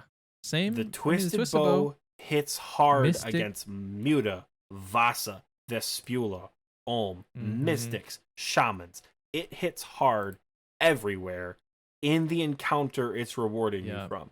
There could be a boss in TOA that hits you harder the more hit points you have. Wow. Where Darox is a method. Now, because the lower the hit points you have, the less chance it has to hit you. So now Darox is the best in slot melee, and low life becomes viable in the range phase. Yeah. Right? Like, there's so many things that we don't understand about the raid at all that, like, this could be pretty cool, dude. If this was the modcast and you just said that, Darox would be panicked by it. Like, people would panic by Darox, but Panic we by don't have a big Darox, enough dude. audience to like make to make some sort of. Please don't panic, by Please Darox. don't panic by Darox. We're not saying like, yeah. We're not saying that's going to be the meta. Yeah. Like, there's so many things that we haven't considered, and I have a lot of hope for these new mechanics coming in. I really, it's not a bit, guys. I promise. I'm really excited about the things that they're talking about introducing here. So, what do we have next, Michael? The next ones are kind of confusing. I'm not gonna lie. Yeah, I don't like. I'm going to just flat out say I don't understand a lot of the stuff that's getting released with raids to confidently talk to you guys about it at this point. Maybe when we get closer and there's been some more explanation and maybe we've tested this stuff out. But like for me, just reading what the ward of Elan, whatever, how you say that name, but just reading it, I'm not confident to say, hey, this is what I'm excited about. Because I know that there's going to be a wand and you attach an arcane sigil to it and it's going to be good. Well, that's the offhand. It's a shield that you attach the arcane sigil. I can barely even say this one. Heka of Temekin. Yeah, probably. At this point, I'm gonna call it. It's the Heckin wand. The Heckin wand. The new Heckin wand. The Hecka wand from Heckin wand. It's like we had a name for the Fergenflugen when we couldn't pronounce Ferdhinen. But so it's the Heckin wand. It's like 3 attacks are like 2 tick, so it's really quick, but they have less damage. And then the last attack is like a charged attack where it takes a lot of game ticks, and then it's like boom, and it hits really hard. It's based on your magic level. We'll put the blog post in. You can actually look at the thing, because we're not going to explain math. Yeah. No. Again, with new mechanics and stuff, this is one of those things that we haven't really seen in old school. Something that like changes attack speeds, and I struggle saying that because I'm going to get corrected in the comments, but I don't think that there's something like this in the game currently. Not something that I've used. Yeah. There's not, and like this is the Heckin wand is one of the few things that in my head I'm like, all right, this could be used for PvP because this could be a really good way of like, all right, Ice Barrage, switch into the Heckin wand, bop bop bop, charged attack, big hit for the KO. But that said, there's counters to that with Dragonhide, Augury, Mage Prey. There's lots of ways to counter that, so I feel like the Heckin wand would have to be really powerful for a PvP situation. Again, spoken as someone who's not a PKer, I don't know. I don't know how the attack speed's going to work when switching weapons. Oh, right. So let's say you go bop bop, and then you switch into your Kodai wand. Is that going to make the Kodai wand attack on that second tick? It's a lot like how people use the Twisted Bow at Zulrah for a last hit, where you'll blowpipe, blowpipe, blowpipe, blowpipe, switch to the T-bow, and immediately get a T-bow attack 2 ticks after. Because it's going off of the blowpipe's attack speed. Ooh. And vice versa, where if you attack with a blowpipe, you'll have to wait 5 or 6 seconds to use the blowpipe. Or you're switching from a T-bow into a blowpipe. Yeah. So it's possible that those attack speed questions have been answered and we just don't know them. But yeah, best in slot offhand is the TLDR of the Ward of Elidnus. Okay. It's litness. I don't know, dude.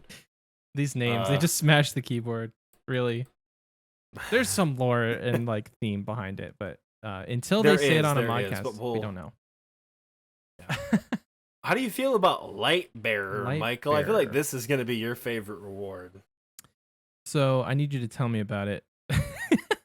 Oh my goodness, man. This ring recharges your special attack 100% faster. Oh, that's cool.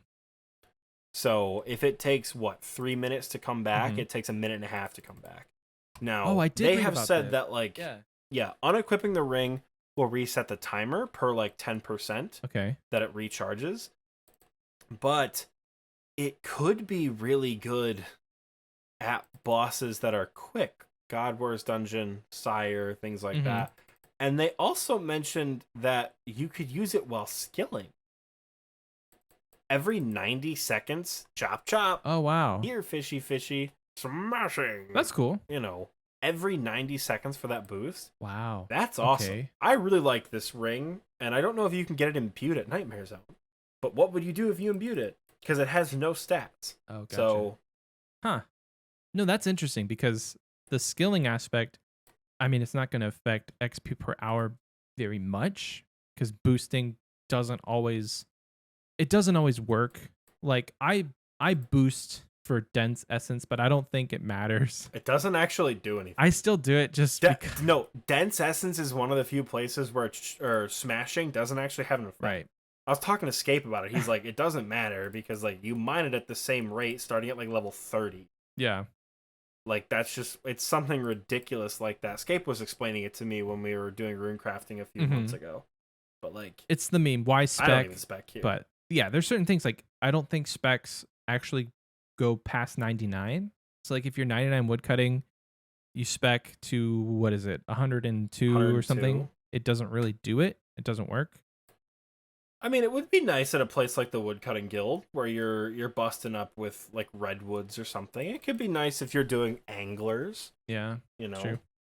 Yeah, it could. It would be nice at a place like Temporos or Wintertot, where you spec every time to cut a little faster or get fish a little faster. I will say, so you can spec more than once per game. Like the spec bar does have certain places where you're not going back to your house after every game. Like I go back to my house after every Wintertot game on my main. Wintertot's disgusting but like, on my main.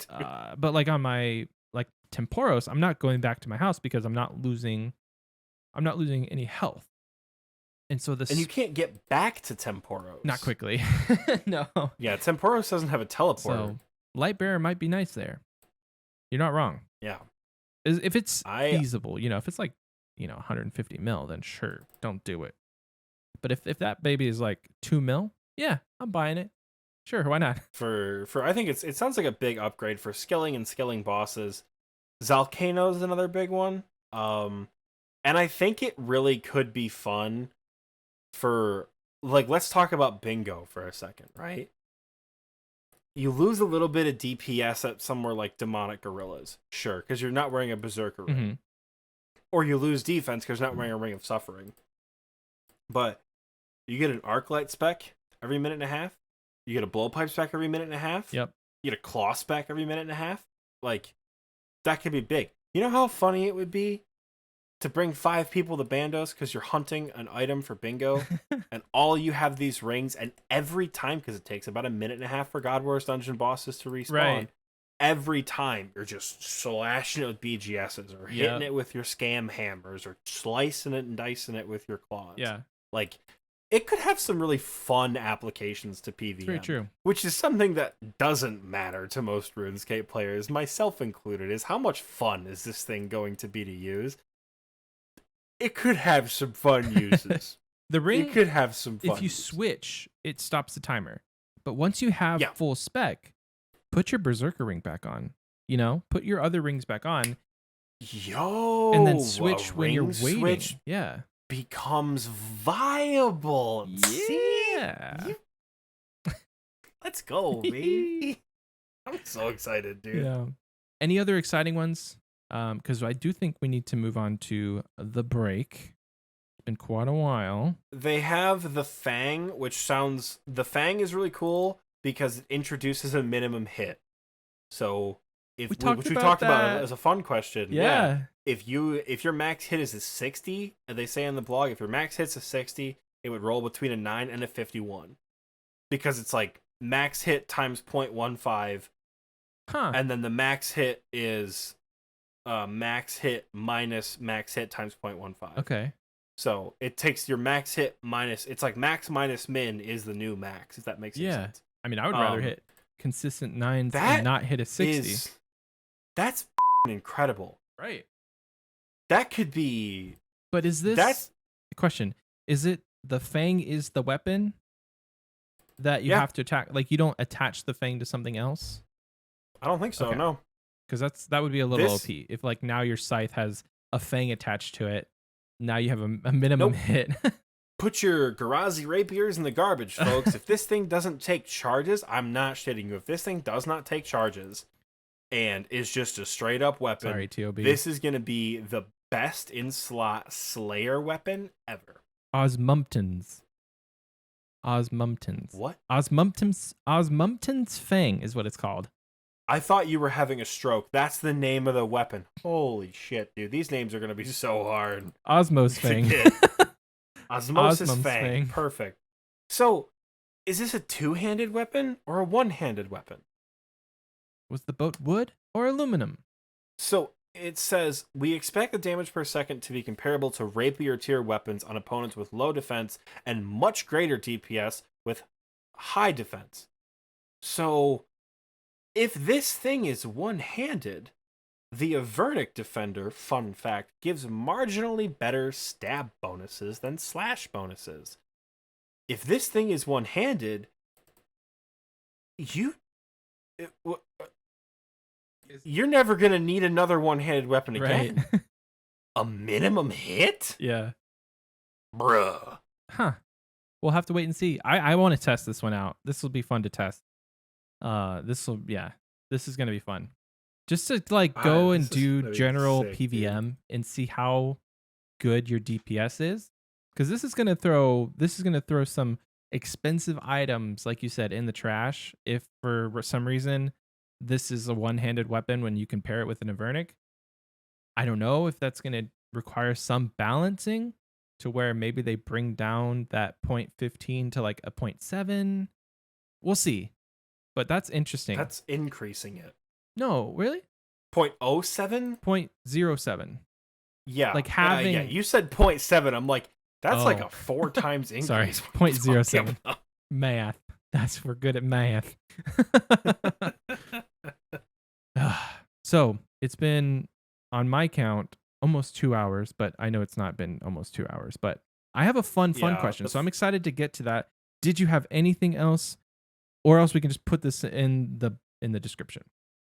They're finally upgrading the Karis. It'll be good against bugs. You can use different jewels on it. I don't know what the jewels are going to do because I don't have time to read it. Watch out, KQ. This could make Calfight Queen less miserable, except it won't, because I literally can't think of anything that would make Calfight Queen less miserable. Michael, are you finally ready to go to the break? Let's do it. All right. We will catch you guys afterwards.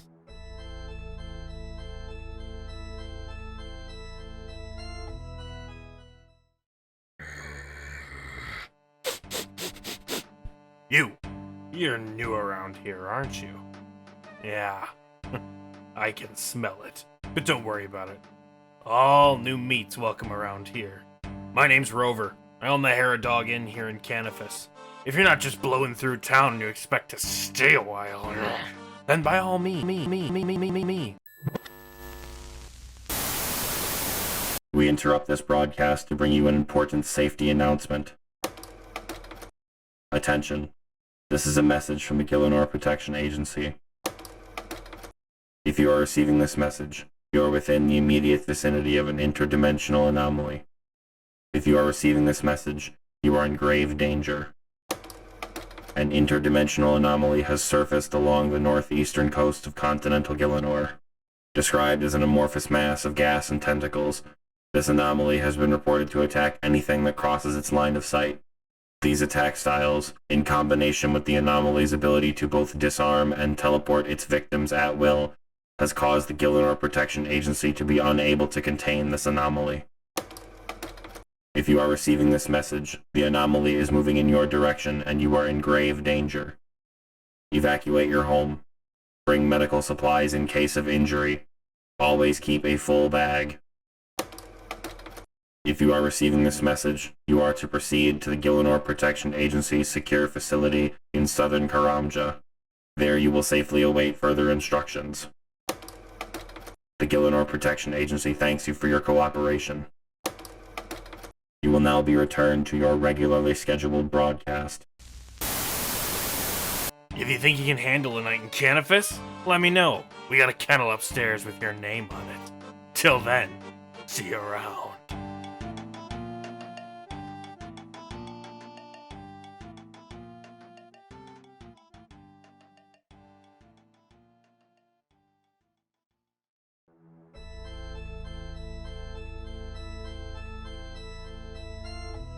Welcome back. I sure hope you enjoyed that commercial because I know I sure did.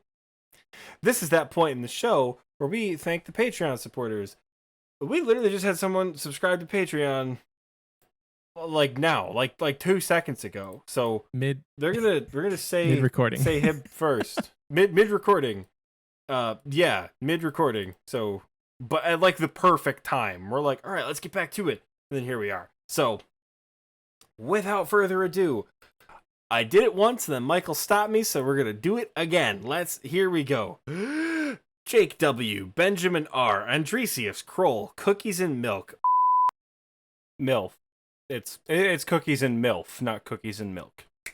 I got you. Bolomer, Evan B, Ryan H, Scape Caution. You guys are so big you don't fit on one page anymore. Hydraulic Monkey, Mac Ratinka Jones, Lord Jake, Pooper Cheeks, My Dad, Jordy, Rune Riot, and of course, Spartan Fire. There's so many of you. The support, thank you.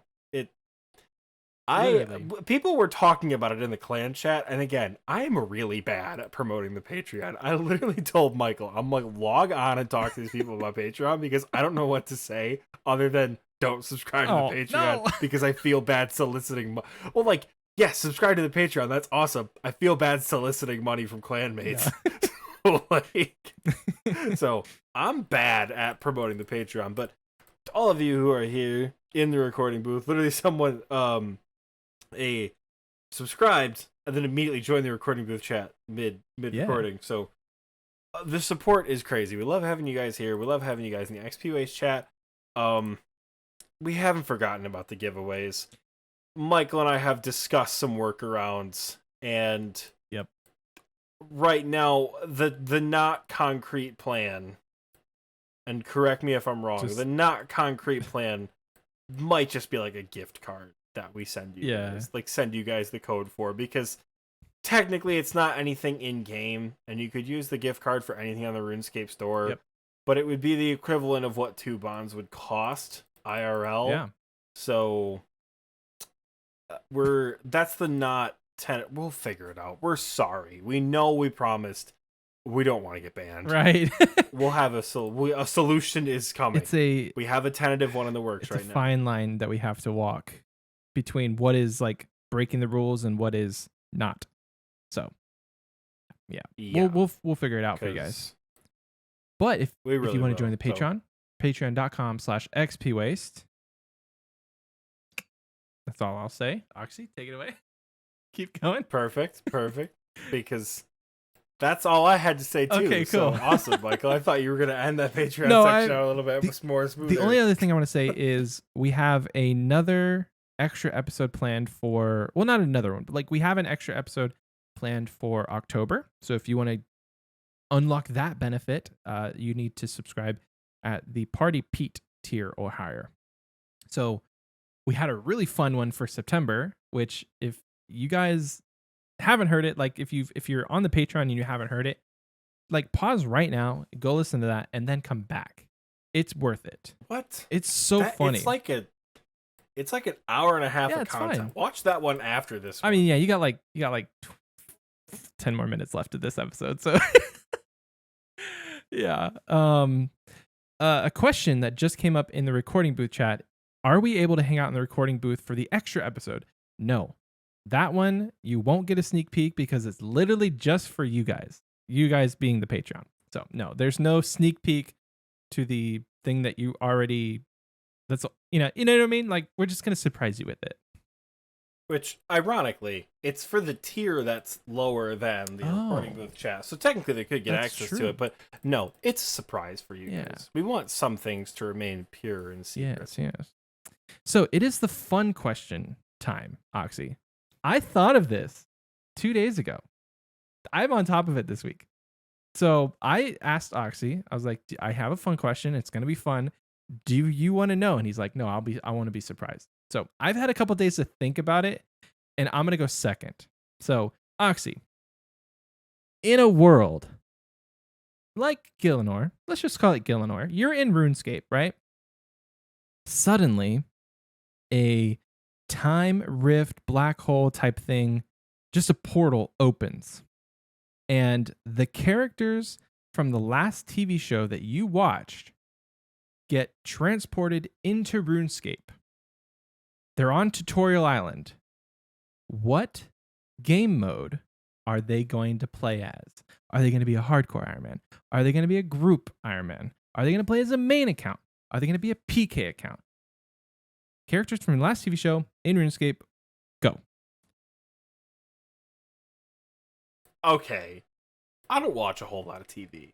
If you guys know me, you know that. I don't watch a whole lot of TV. I'm really bad with movies. I don't read a whole lot of books because if I'm going to sit in front of a screen for 2 hours, I'm going to be I'm going to be doing this. This is what I'm going to be doing. Is playing RuneScape. It's difficult for me to watch TV. It always has been because I'd rather be playing video games. But it's funny you mention that because 2 days ago I watched a lot of TV and I watched a movie. Ooh. Because we feel super old to go hang out at our university's homecoming. So we're like, hey, let's just hang out and make food and watch movies or whatever. Yeah. The last TV show I watched was Marvel's What If. Oh, sick. And I watched the last episode of that. No spoilers. And I don't want to get I don't want to get too spoilers. I don't want to get too spoilery. But that's a group Iron Man team, if I've ever seen one. And I don't want to be spoilery because you haven't seen it. Well, I mean, like, are they just Marvel characters? Or is it, like, new Marvel characters we haven't seen yet? Or is it... It's alternate Marvel characters. You could take your headphones off and I can talk about it. Take your headphones off, stand in the back of the room, and I could explain very briefly. All right. So this is to avoid spoilers for Michael. God, look at him. He's so handsome back there. Oh, my God. Wait. Oh, God. Spoilers ahead. So, the group Iron Man team would be Captain Carter, God, what's his name? Killmonger, Michael B. Jordan. God, he's so hot. Killmonger, if he was king of Wakanda, Black Panther as Star-Lord, Gamora, who killed Thanos and has like the Titan Destroyer or whatever, Black Widow from the universe where Ultron won, Thor from the universe where Loki was never his brother, and the Watcher. That is one hell of a group Iron Man team, if I've ever seen it. All right, now let's broadly gesture to Michael. Come on back. Stop Fortnite dancing. Come on back. Come on back. And then they all died. So, in any case, Group Iron Man. Group Iron Man. I think you're gonna have a good time with that one. Your job is to watch Marvel's What If between now and this episode coming out. Episodes are like 20 minutes long. How many are Come there? on. 9. Okay, I mean that's doable. Okay. You're gonna be sitting in front of a computer anyway. You might as well pull up Disney Plus on the other monitor. One thing about that. We were gonna watch it as it came out. But my wife and I agreed we haven't seen the Marvel movies in years. So some of these may not make sense, or it may make more sense if we just binge all the movies and then watch the what ifs, because it might be more fun. So we got to Thor Dark World, which is like 3 movies in.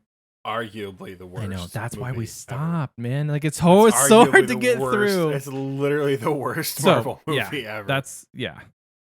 It was just hard to get through. Is why we stopped.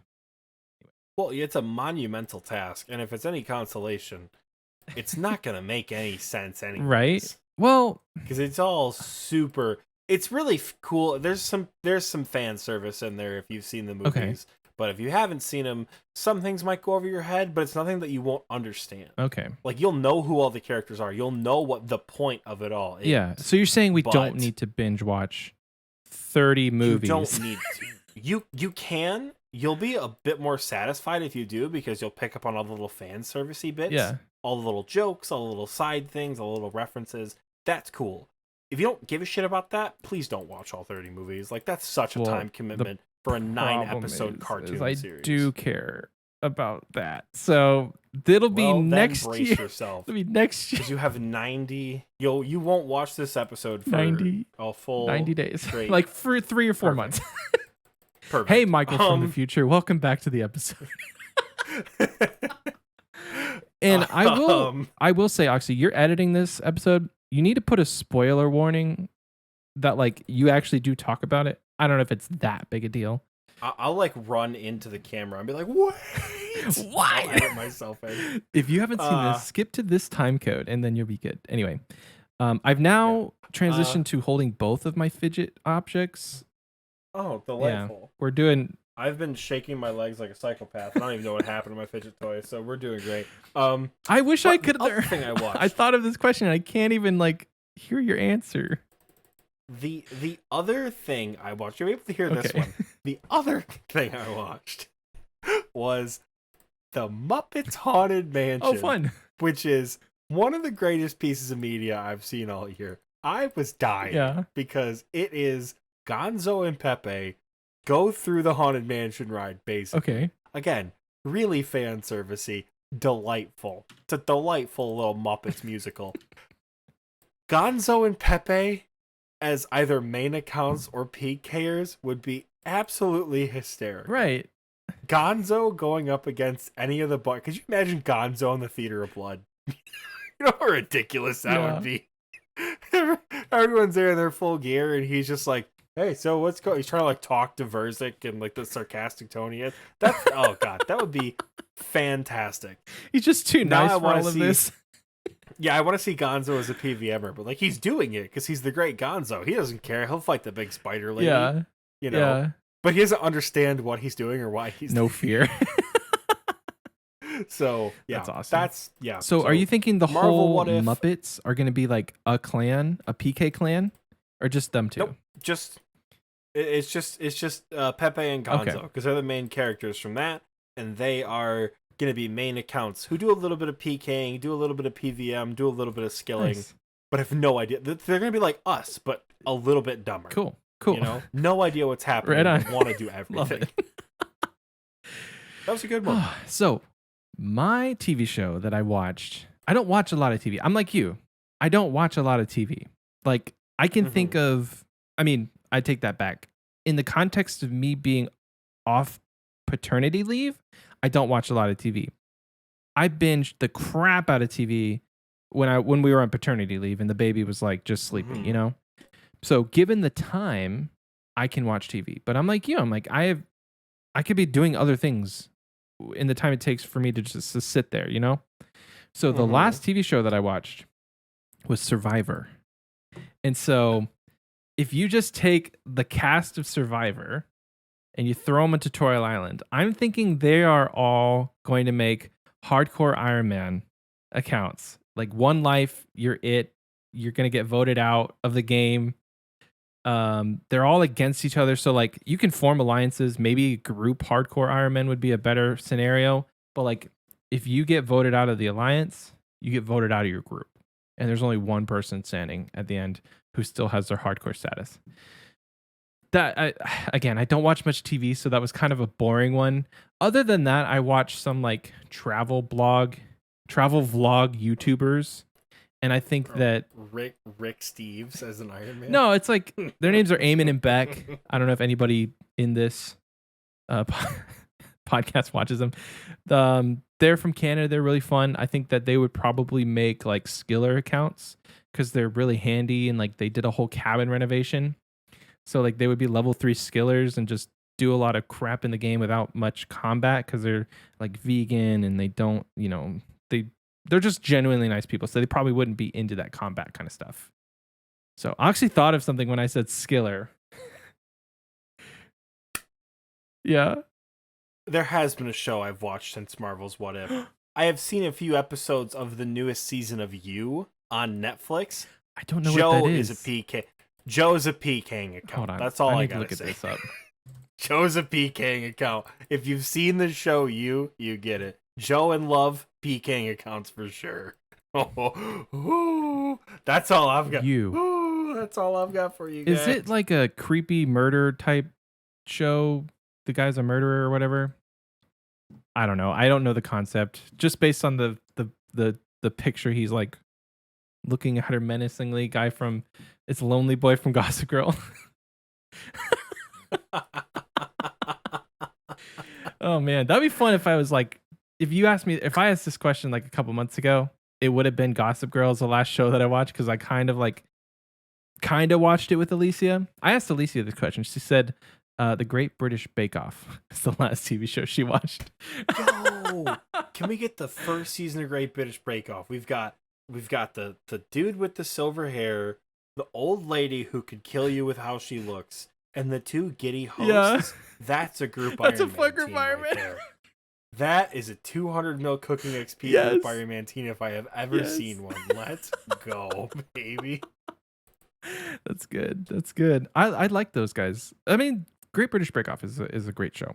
Everybody's so nice. Delightful. They're so nice. It's so different than Chopped. I love Chopped. Chopped sometimes is too high end. Yeah. Yeah. You're trying to make liverwurst, sausage, cabbage, and like some dry dog food into a 5-star meal. Like that's stressing me out. Great British Baking Show, the total opposite. Like, and both are delightful. Yes. I love both shows so much. Well, yeah, there it is. If you have any answers to the fun question and you want to answer for yourself, hit us up on social media. We'd love to know your answers. And don't do it. Actually, no. Whenever you want. This could be 2 years in the future, and you're like, yeah, I watched Jimmy Neutron. Completely out of context. Completely out of context. We're just like, Completely out of context. what are you talking about? SpongeBob, Patrick, Squidward, Sandy, Mr. Krabs, Group Iron Man, PKing team. No context on social media. That's the answers I want right there. Add us and then give us the vaguest possible thing. Whenever you're listening to this, please. That's my favorite thing is like people just, and this is no slight to anyone, but I don't always listen to the episodes after we record them. So it's all in one ear and out the other for me sometimes. So if somebody references something that happened, I'm like, yeah, you're right. Well, that's why it's so fun to give you guys instructions after the Yes. fact, because we've learned from, hey, Michael, do you have 99 rune crafting? Y'all will just fucking do it. Yep. So Yep. we want some vague social media posts. Like, absolutely no context. Again, literally no context. Love it. Jon Snow, Skiller. No, dude, he'd be a Slayer prod. Freaking Slayer bot, man. Oxie, I think this is going to be our Jon 2-hour Snow, episode. PVM melee bot. Yeah. I think this will be the 2-hour episode. This might be the fabled 2-hour We episode. could stretch it on a So couple more much minutes to just edit, to make bro. sure. No. No, we can't artificially do No. it. Can't artificially do it. This might be the fabled 2-hour episode.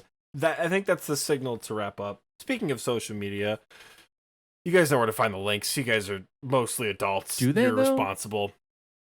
There's show In notes. the description. In the description. That exists. The description, the show notes. Not just It has been YouTube. brought up to us multiple times that some people don't know that there is a show note for Spotify. So go find the links to all our social media. What we should do, Michael, and I realized this a few minutes ago because people were talking about Patreon in the clan chat and I panicked. We should pin the links for all our shit in the XP Waste chat in Discord. Okay, let's do that. Why have we not done Yeah, why that? not? Social media links, Patreon links, Discord link in case they want to invite their friends.